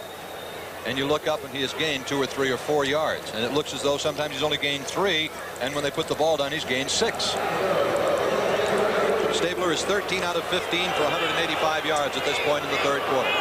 2nd down, 8 yards to go. Stabler to put it up again. This is complete to Barber. He's hemmed in. Looking for the sideline, couldn't get it, flagged down. David Lewis, the linebacker, making the play for the Buccaneers with help from Curtis Jordan, the left corner, but a penalty marker has gone down. And the Buccaneers are signaling it is against Houston. It is. The Bucs are playing better defense this half. They're forcing Stabler to dump it off. You're not going to pick up many yards dumping it off in the flat 2-3 yards.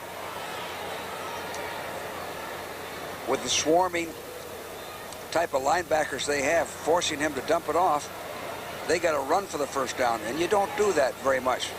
Here's Jim Illegal use of the hands, number 45, still 2nd down. It's Tim Wilson. 3rd time that Wilson has been penalized in the ball game. It is still 13-7 in favor of the Oilers. They led 13-0 before Tampa Bay came back on a Williams to Jones pass of 17 yards just before the half. You know, Gil, it looks like both clubs are going to have to throw more. You see how the defenses are tightening up? Yes. May force Houston out of that 2 tight end. Let's see. Play action by Stabler. Near side, incomplete. Intended for Barber at the 40.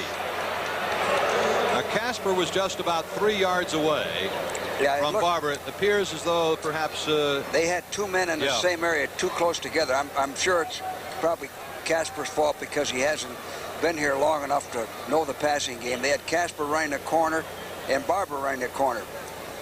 And actually, Stabler did the smart thing, is that he overthrew him. Either make a great catch or it's incomplete. Don't get the interception.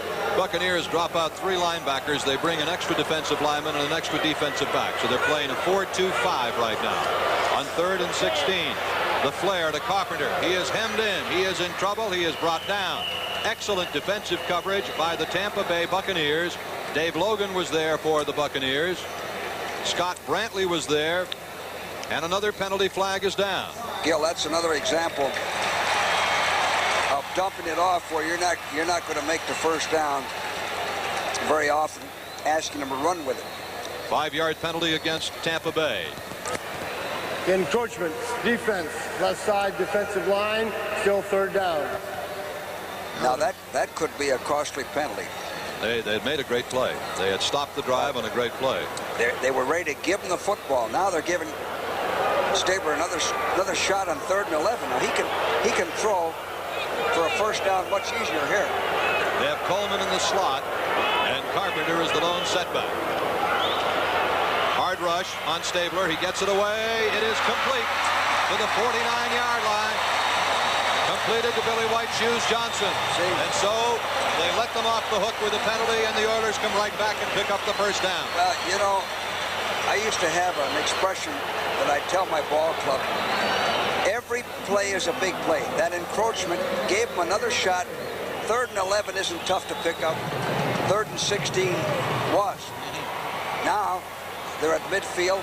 They can run anything, throw anything.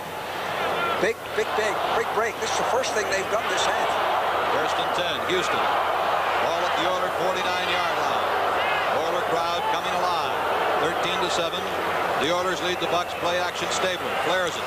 This is Wilson at midfield. He's a hard runner. He's to the 40 to the 39 of Tampa Bay. And suddenly the Houston Oiler offense has come alive. Another first down. All possible, made possible by that encroachment penalty. Here it is. This was designed to go short. An 11-yard gain and a first down. Blocking out on the linebacker. Good running by Wilson. 1st and 10, Houston. Tampa Bay 39-yard line, a 13-7 game with 3 minutes to go in the 3rd quarter. Renfro is to the right side, the lone wide receiver for the Oilers as we look at Stabler. Again, play action by the Snake. Got lots of time. In the middle, it is complete to Renfro at the 25-yard line. It is another first down. Well, again, all day to throw. Looks the field over. 3-man rush. Watch this protection. Wow. You can't cover people under the present rules when they have that much time to throw. No way. It is recorded as a 15-yard gain for the Houston Oilers, and they are first down and within scoring range at the Tampa Bay 25-yard line. The tight ends remain on both sides. World Series 5th inning. The Phillies lead Kansas City 2-1. Now it is Campbell slamming through it to 20 to the 15, down to the 12. Earl Campbell wrestled down, bulldog down by Cotney, but Campbell came through that hole, Coach, with a full head of steam. That's power football. Just M blockings, man-for-man blocking, lowering the boom. At 34, Cedric Brown came up and tried to cut him down, blocking him low, and Campbell, with such strength in his legs and thighs, was able to withstand that and keep right on going. You got to tackle him. You can't block him unless you're the second man or third man. Campbell now has 20 carries for 96 yards. He's going to break that 100 and more. It is first down and 10 at the Tampa 12-yard line. Good drive by the Oilers. It's the first man, Wilson, to about the 10, maybe the 9-yard line. Dewey Selman, number 58, making the stop with number 54, Richard Wood. Interesting story about Dewey Selman, Coach. Just to sort of inform fans that football players are not just football players. Dewey Selman is closing in on his doctorate in ancient philosophy. Well,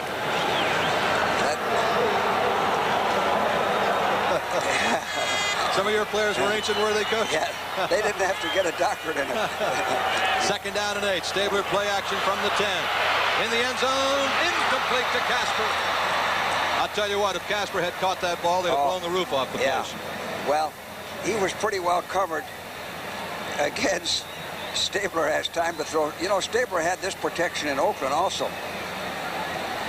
Now watch this diving catch. But 41, Thomas, I think, may have gotten his hand in there. 17 completions and 22 attempts for 232 yards passing for Ken Stabler so far. Make it 18 completions and 22 attempts. Third and 8. Third down. 8 yards to go at the 10-yard line of the Buccaneers. Slot left formation. It is a draw to Rob Carpenter. Inside the 10, inside the 5, running hard. Look at him go. Touchdown. Sensational run. Rob Carpenter.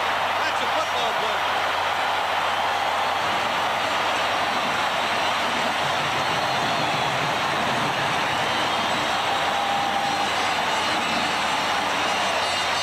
Well, great call and great individual effort. He did this on his own. He smelt that goal line. Nobody was going to stop. Here it is again. Great call by Stabler. Third and 8, they're expecting pass. They penetrated, good rush. Now watch Carpenter. 2, 3, 4, 5, 6, 7 hits. 7 hits. And he's driving forward.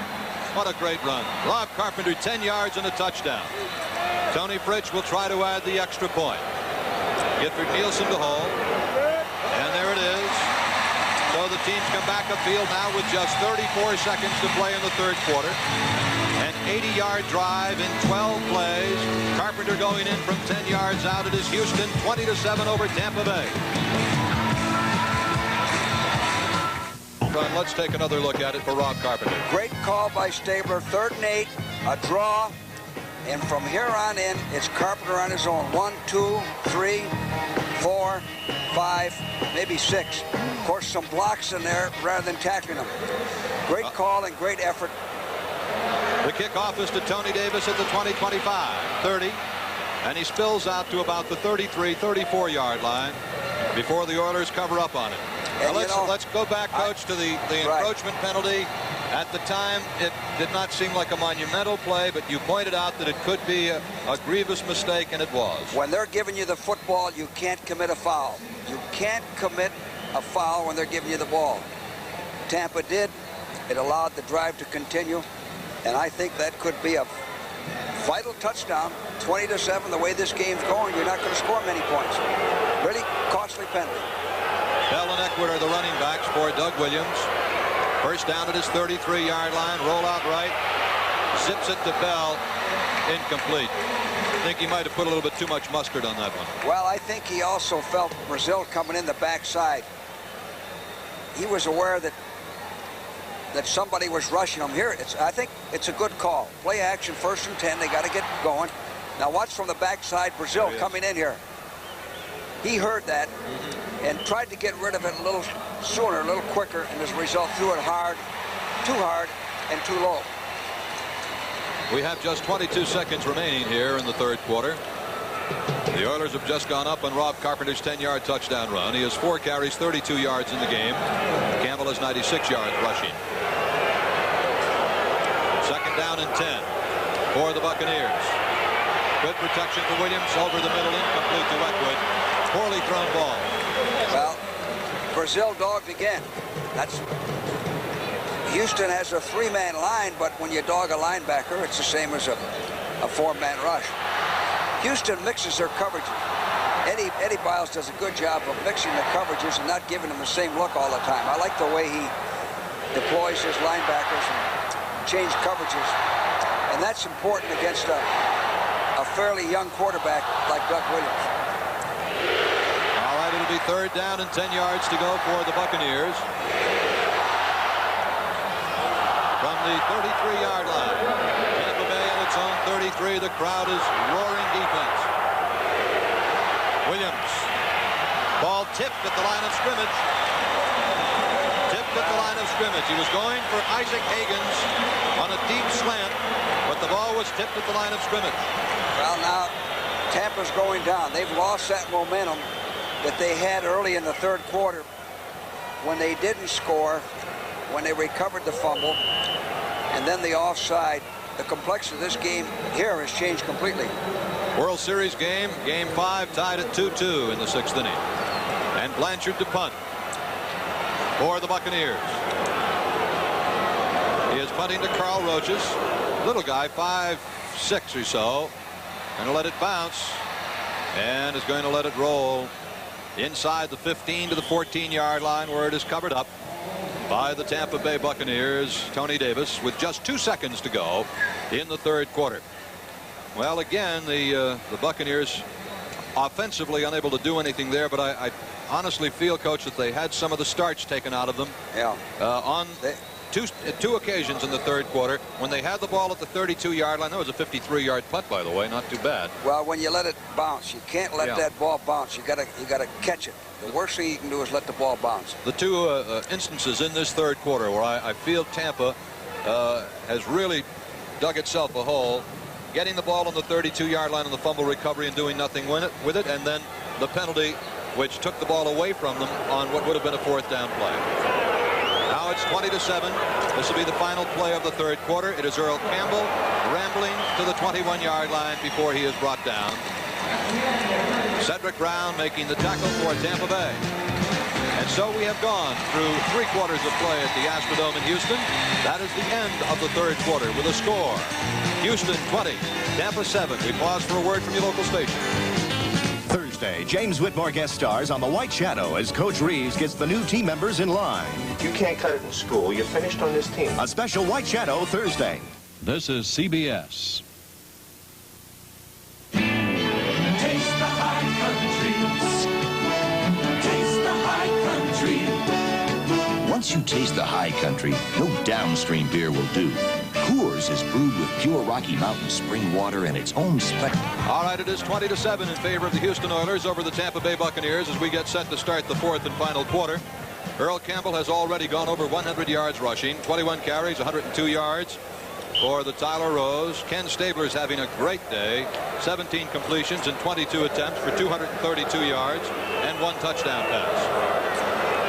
It is 1st and 10. Houston, I'm sorry, 2nd and 8 Houston from its own 16 yards. Campbell, the second back through on his own. Look at that. Well, an ordinary back would have been hit for a loss or maybe no gain. Took a posse to bring him down. The time of possession has changed. The Oilers 29-33, Tampa 15-27. The big thing, time of possession, is what do you do with it? Yes. You can have time of possession, but unless you score touchdowns, all you're doing is killing grass. It can hurt you. 1st down run by Campbell makes it 1st and 10 at the 28-yard line. Renfro is the lone wide receiver as the Oilers continue to run a 2 tight end offense. And here comes Earl Campbell. Hurdles the line of scrimmage. Cut down at about the 33-yard line by Cedric Brown. Good open field tackle. Another strong run by Campbell, a good defensive play by Brown. Let's take a look at number 74, Leon Gray, all-pro offensive tackle, making his block on Selman and clearing the way for Campbell. And look at Casper wall off the linebacker and hook the linebacker so he can bounce outside. Interesting story on Leon Gray, Coach. When he was in high school at East Side High in Olive Branch, Mississippi, he was a trumpet player in the marching band. When he played football, he'd play in the 1st half, put on his band uniform, march at halftime, and then go back and play football in the 3rd quarter. He ought to let Bud Adams know about that. Maybe he can pick up some extra money. 60-minute man. This is Tim Wilson, and the play goes for no yardage. It is stopped more or less at the line of scrimmage. We used to have a saying, the more things you can do, the more valuable you are. Some of my players would say also, the more things we can do, the faster we wear out. Kansas City is shot ahead of Philadelphia 3-2 in the bottom of the 6th inning, as the Royals look to take a 3-2 lead in the series. Both clubs looking to take the 3-2 lead, but the Royals, of course, looking for a sweep of their games in Kansas City. It is 20-7 in favor of the Oilers over the Buccaneers, with 12 minutes and 55 seconds to go in the game from the Astrodome. This is Gil Santos along with George Allen, and now a slot left and a wing right for the Oilers. A wide formation. Stabler down. Penalty markers are down. Strong pass rush there by Dave Stalls, formerly of the Dallas Cowboys, now of the Tampa Bay Buccaneers, acquired in trade just prior to the start of the season. Going to get a penalty called against Houston. So Tampa Bay's defense coming strong there on a 3rd down play. They made the big play when they had to there. You refuse the penalty, Holding, make a punt. 76, decline, 4th down. If Tampa can get something working on this series, they certainly have lots of time, plenty of time. Lot of time, but 2 touchdowns. In fact, 1 touchdown there in the ball game. Back deep is Danny Reese for the Tampa Bay Buccaneers. Yeah, they're going to have to throw, though. They aren't going to be able to run the ball that effectively against this tough Oiler defense. Okay. Cliff Parsley stands at his 19-yard line for the Oilers. And this is only his 2nd punt of the day. That's right. He has been relatively inactive. They come hard, and he just gets it away. Beautiful punt. Reese at his 21 avoids 1 hit. And he gets it up to the 21-yard line, and a flag has gone down. You know, the same guy rushed him. 52. Brantley was right in his face again. That's why he got off that 25-yard punt before. One of the reasons. Brantley, drafted this year by Tampa Bay. He was drafted on the 3rd round. Scott Brantley from Florida was drafted that low because he had a head injury, and some people thought he should not play football. The Buccaneers had him checked out by several doctors. They okayed them, that they assured them that he was okay, and so Tampa drafted him on the 3rd round, and I think they got a steal. Well, They used the hands on the run back, number 20. It's 1st down and timeout. He looks very active. Looks like he could be a good one. So with 12.5 minutes left to play in the ball game, the Oilers lead it 20-7. When we come back, it'll be Tampa Bay ball.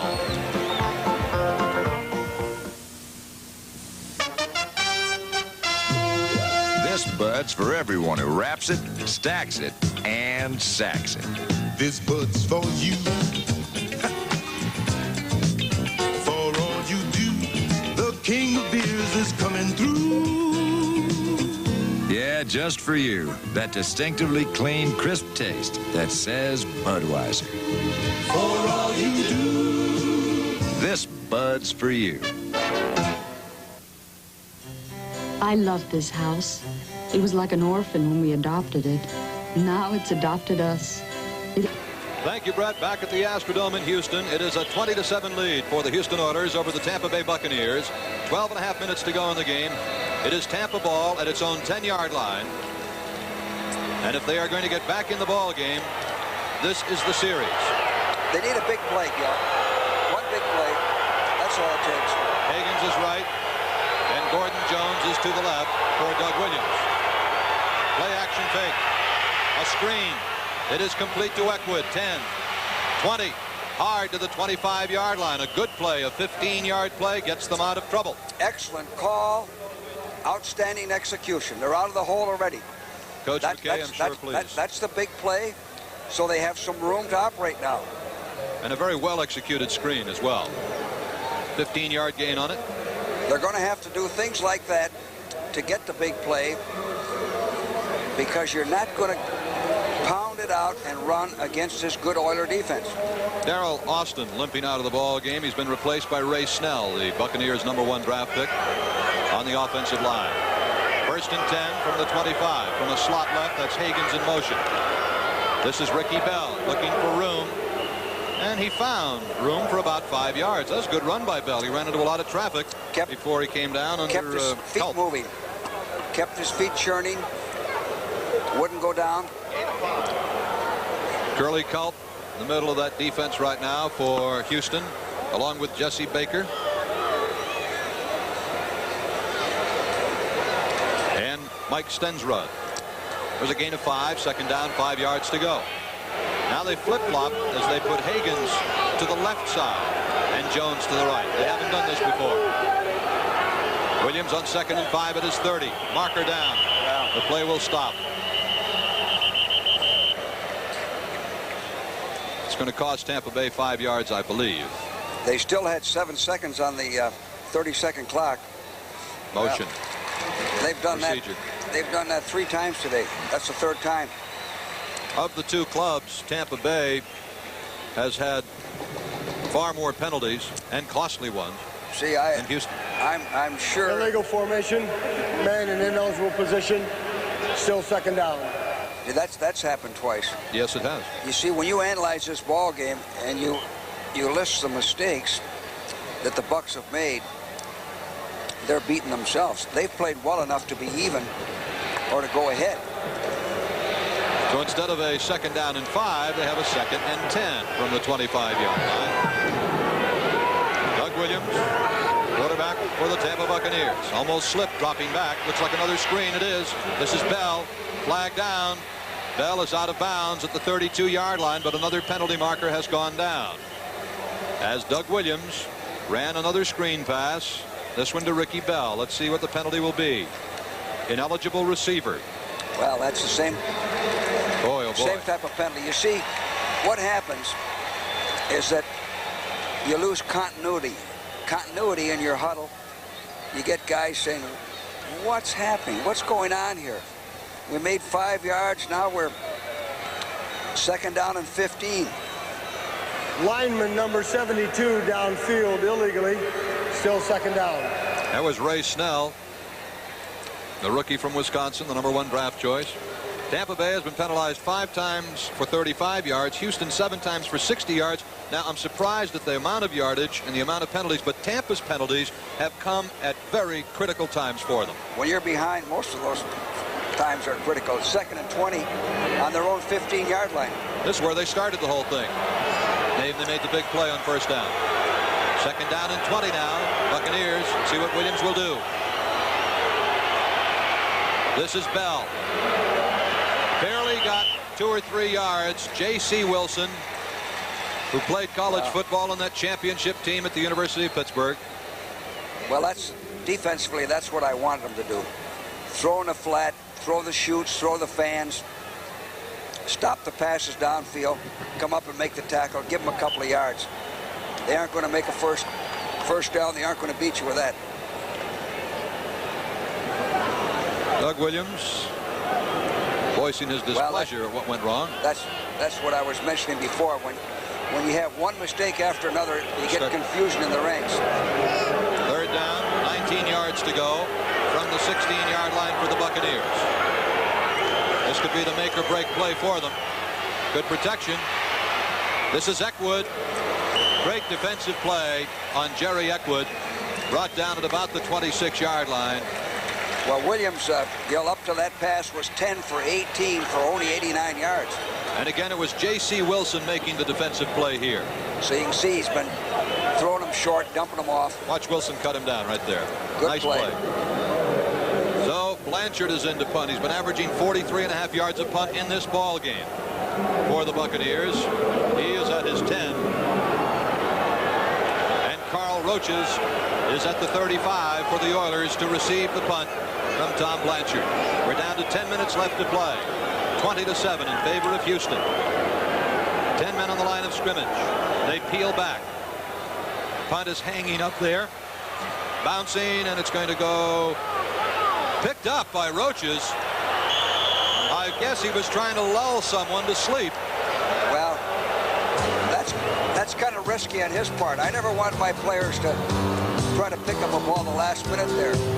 You're liable to fumble it and lose it. Stu Santos and George Allen here at the Astrodome. A 20-7 lead for the Houston Oilers over the Tampa Bay Buccaneers. Coach, if the Buccaneers were to make a drive to try to get back in it, that I think might have been the series. It could have been. The Oilers now have good field position. They're at the 40. I think Stabler will keep the ball on the ground. He has control. It is first down, 10 yards to go for Ken Stabler and the Houston Oilers from the Oiler 41-yard line. Two tight ends, Casper left, Barber right. High formation, Wilson and Campbell. This is the big gun, Earl Campbell. 45, midfield. Look at that man run.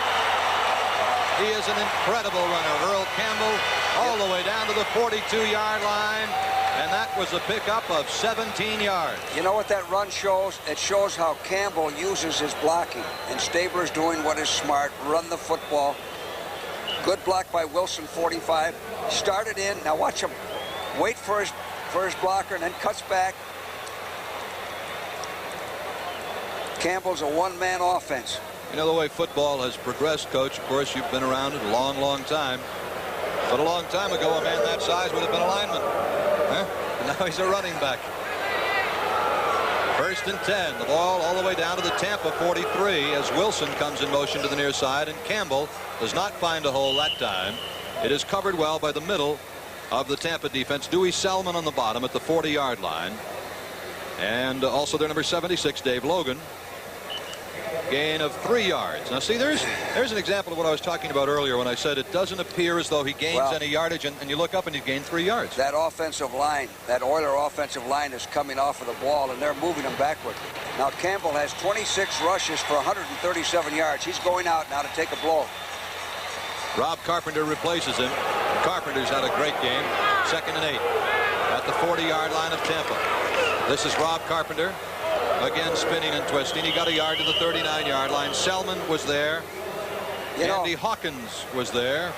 Gil, something that the fans probably didn't see on that, but when you have two tight ends, both tight ends have to stay with their blocks. That time, Casper stayed with his block, pushed the defender way back, off of the line. Now, if the back wants to reverse his field or sees a hole, picks a hole, he's got anywhere along the line of scrimmage he can run. That's what two tight ends with a blocker like Casper will do for you. This time Barber sets on the right wing, and Coleman is in the left slot as Stabler looks to put it up. He does. It is incomplete to Barber, nearly intercepted by rookie Andy Hawkins, whose brother, Mike Hawkins, plays with New England. Houston Oilers now have 399 yards net offense. That is their high water mark for the season. Well, and again, that much yardage, we mentioned it at halftime, and only 2 touchdowns. You see, that's like getting 16 base hits. Scoring 2 runs. One of these teams today getting 16 base hits and maybe only scoring 3 runs, you know. Coach, your observations to this point in the game on the play of Casper today in his first game after only 3 or 4 days of practice. Excellent. He went out in that last play because it's a passing situation. He doesn't know all the routes, but he's going to be a real addition to this ball club. And again, I'll say the big addition will be his blocking will probably help more than his receiving. Thank you very much, Brent. It is 20-7 in favor of the Oilers here. Coach, Doug Williams has not had many opportunities or has not thrown very often to his favorite receiver, Jimmy Giles, number 88. Has the Houston defense taken Giles out of the play? Well, I mentioned earlier that Houston continues to change their coverages. They have taken him out. I would think right in here, Doug Williams is going to have to throw, and I would still think he'd be looking for Jimmy Giles on a seam pattern. 1st and 10 at his own 20. Flares it to the right. Ricky Bell runs right into the arms of J.C. Wilson again. Well, that again, those dump-off passes are what you like to see when you're ahead by 14 points, 13 points. Very impressive, the tackling of J.C. Wilson in this ball game. He plays it strong. He's very active. He's quick. In fact, both of the Houston corners are good football players. Stemrick and Wilson. 2nd down, 9 yards, 2nd down, and 10 yards to go at the 20-yard line, so no gain. The backs in a split on the passing set for Williams. Protection incomplete, intended for Gordon Jones, number 84. At about the 32-yard line, he had Reinfeldt covering him. I like Reinfeldt. number 37. I think he's a heady football player. I've watched him. He's a lot like some of the players I've had over the years, Brig Owens, Jake Scott, that type of football player. By the way, Houston is in a four-man line, four-man rush. They're going all out, playing pass on every down. Last year, Reinfeldt had 12 pass interceptions, leading the NFL. Made the Pro Bowl, named All-Pro. 3rd down and 10 could be the last gasp for the Buccaneers. Let's see. Williams intercepted by Vernon Perry. Vernon Perry on the pass interception for Houston.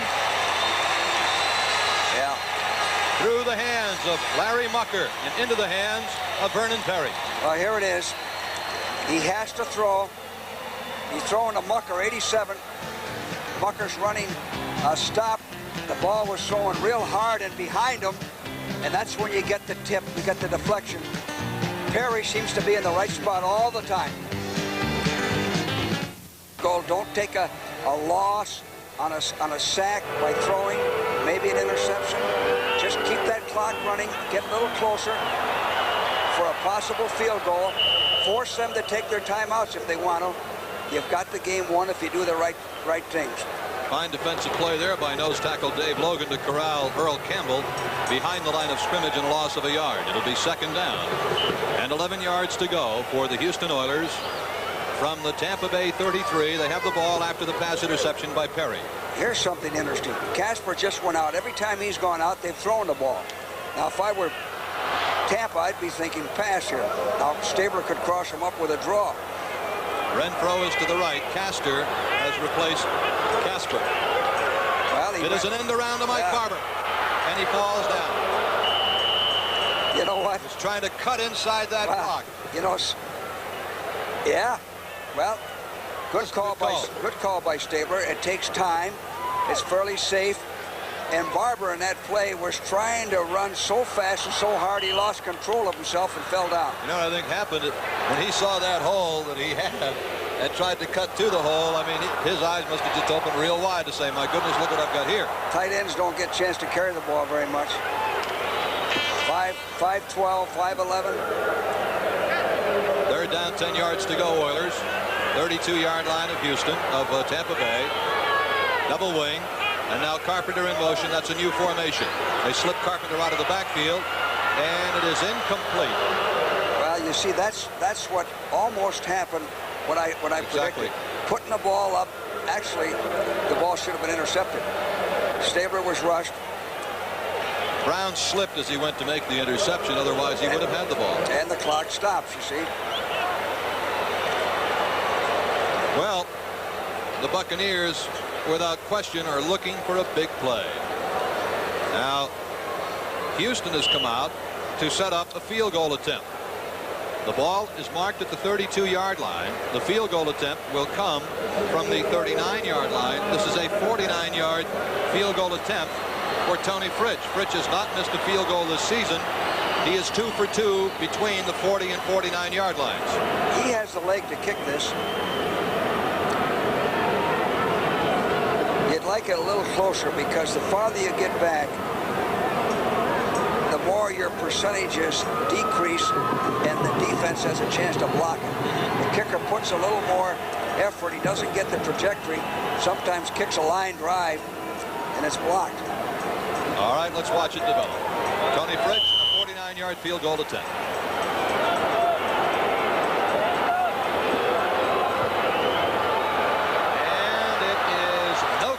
Short. That is the first one that Tony Fritsch has missed this season. So he came up short on the 49-yard field goal attempt, and the Buccaneers will take over from their own 32 with 4:51 left, and still a 20-7 Houston Oiler lead.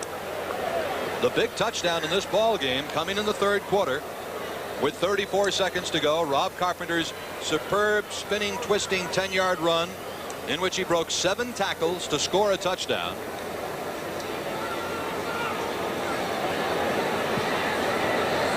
Watch Tony Fritsch's emotions here. Yeah. Well, he's hoping. Gone it, he's saying. That was considerably short. Eckwood, end around, Isaac Higgins trying to break it back against the grain. He's in trouble, and and has run out of bounds. So Tampa Bay tried a razzle-dazzle flea flicker to see if they could break a big play, but good containment by Houston. Yeah. Actually, that play takes a lot of time. It's the type of play that might go, might not. But it takes a lot of time on the clock. And of course, to stop the clock, ran out of bounds. There are very few in-betweens on that kind of a play, Coach, that I've ever seen. It's either a big one, bang, bang, or it's nothing. Usually you don't fool a good defense. They lost 4 yards on the play. Second down and 14 from the 28-yard line. Tampa Bay at its own 28. Doug Williams trying to bring his club back. Time is his enemy at 4:40. And it's complete to Jimmy Giles. A great catch for a first down, but the ball is stolen away by the Houston Oilers' Greg Bingham. That was a great catch by Doug Giles as he dove across for the first down. Bingham picked up the ball, just took it right out of his arm. Well, here it is. A good throw by Doug Williams. A good catch. He kept his eyes on the football. Bingham just flat stole it. Bingham just stole it. Yep. Perfectly legal. Nothing wrong with that. A big defensive play. Well, you know, we beat the Giants one year. Chris Hamburger stole a ball away from an offensive back, set up the winning touchdown. People think that there's something wrong with that. That's just good defensive football. First down, 10 yards to go, Oilers. At the Tampa Bay 33 on the turnover. Earl Campbell inside. Look at the man go to the 25-yard line. An 8-yard gain for Big Earl Campbell. He came into the game with 402 yards rushing. He is well over 100 yards. I think well over 125 yards. We're going to check it for you in a moment. But Campbell is really coming on. Last week, 178 against Kansas City. And this week, running again very, very well. Late in the ball game, the defense is a little bit tired. The game is almost over. You can pick up some extra yardage. Second and 2 from the 25-yard line. It's Campbell again, but he was leaning. He was leaning. Ball bounces loose. It is picked up by the Tampa Bay Buccaneers. Cedric Brown. He could take it all the way if he gets the block. He does get the block. Cedric Brown has gone all the way on a fumble recovery for a touchdown. There are penalty markers down. Penalty markers all over the place. But I believe the penalty will be against Houston because Campbell was leaning just before the ball was snapped. Campbell was in motion. Campbell was in motion. You'll see illegal motion, number 34, offense. Decline. There it is, right touchdown. There. Tailback in motion, going forward. If he's going backward, it's legal. There he is. All right, let's see where Cedric Brown picked up that fumble. Well, that's lack of concentration. You got the ball game won. Looked like Campbell fumbled before he went down.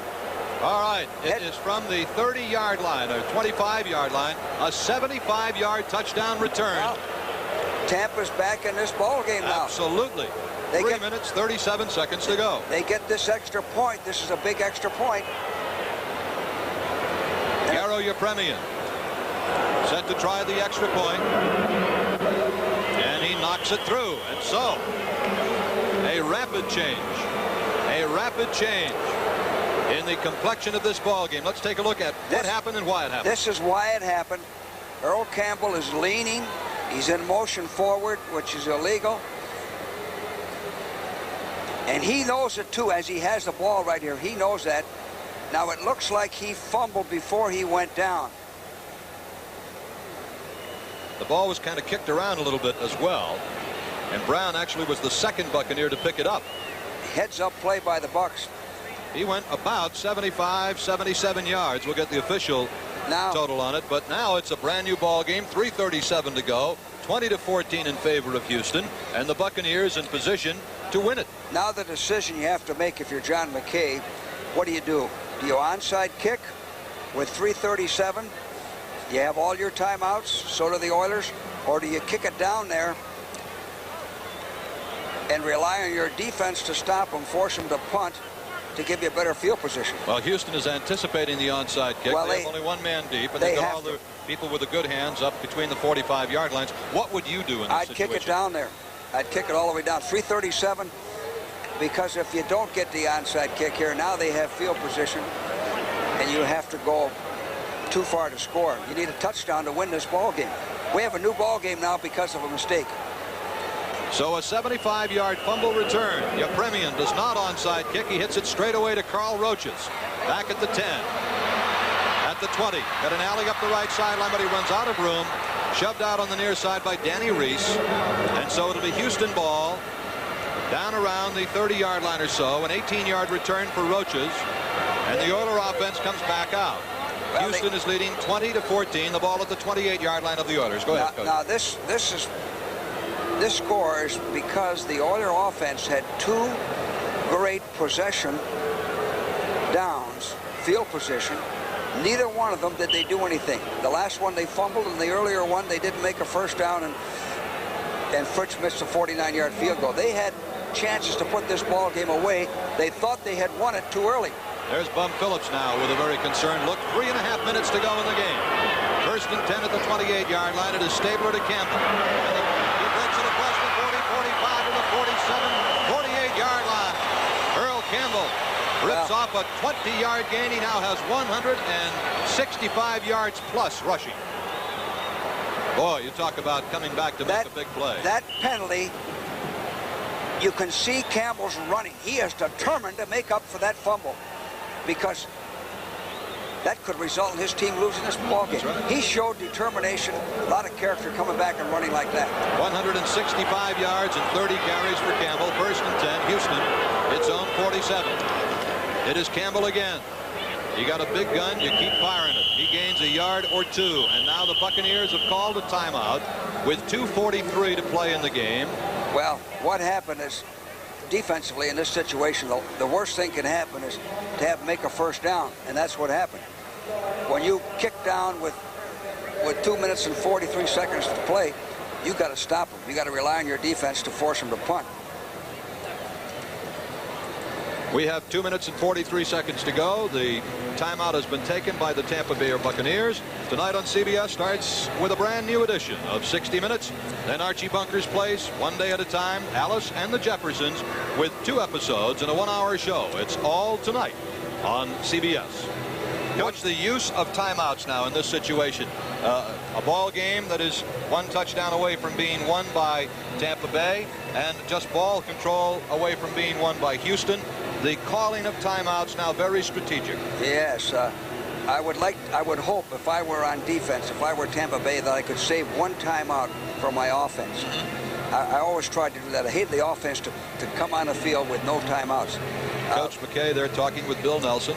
By the way, while we have a chance, Gil, we'd like to extend our warm regards and best wishes to Harold McClinton and his wife Agnes back there in Washington, D.C., and to the fans who have been so great in donating blood to Harold. He was injured in an automobile accident, had his leg amputated. Harold's a great person, a lot of character, and I know he's going to rally, and I'm looking forward to seeing him the next time I'm in Washington. All right, second down and 9 for Houston from its 48-yard line. The toss to Campbell. 50, 45, carrying people to the 44. And also, we'd like to send our best wishes along to Steve Little. Yes, another very unfortunate thing, and I think the Cardinals played that way today.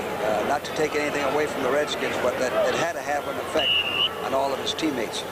By the way, Campbell had, up until this last play, 31 rushes for 168 yards.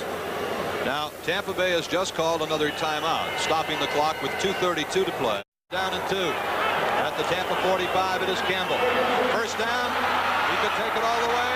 30, 25, 17-yard line. Wow.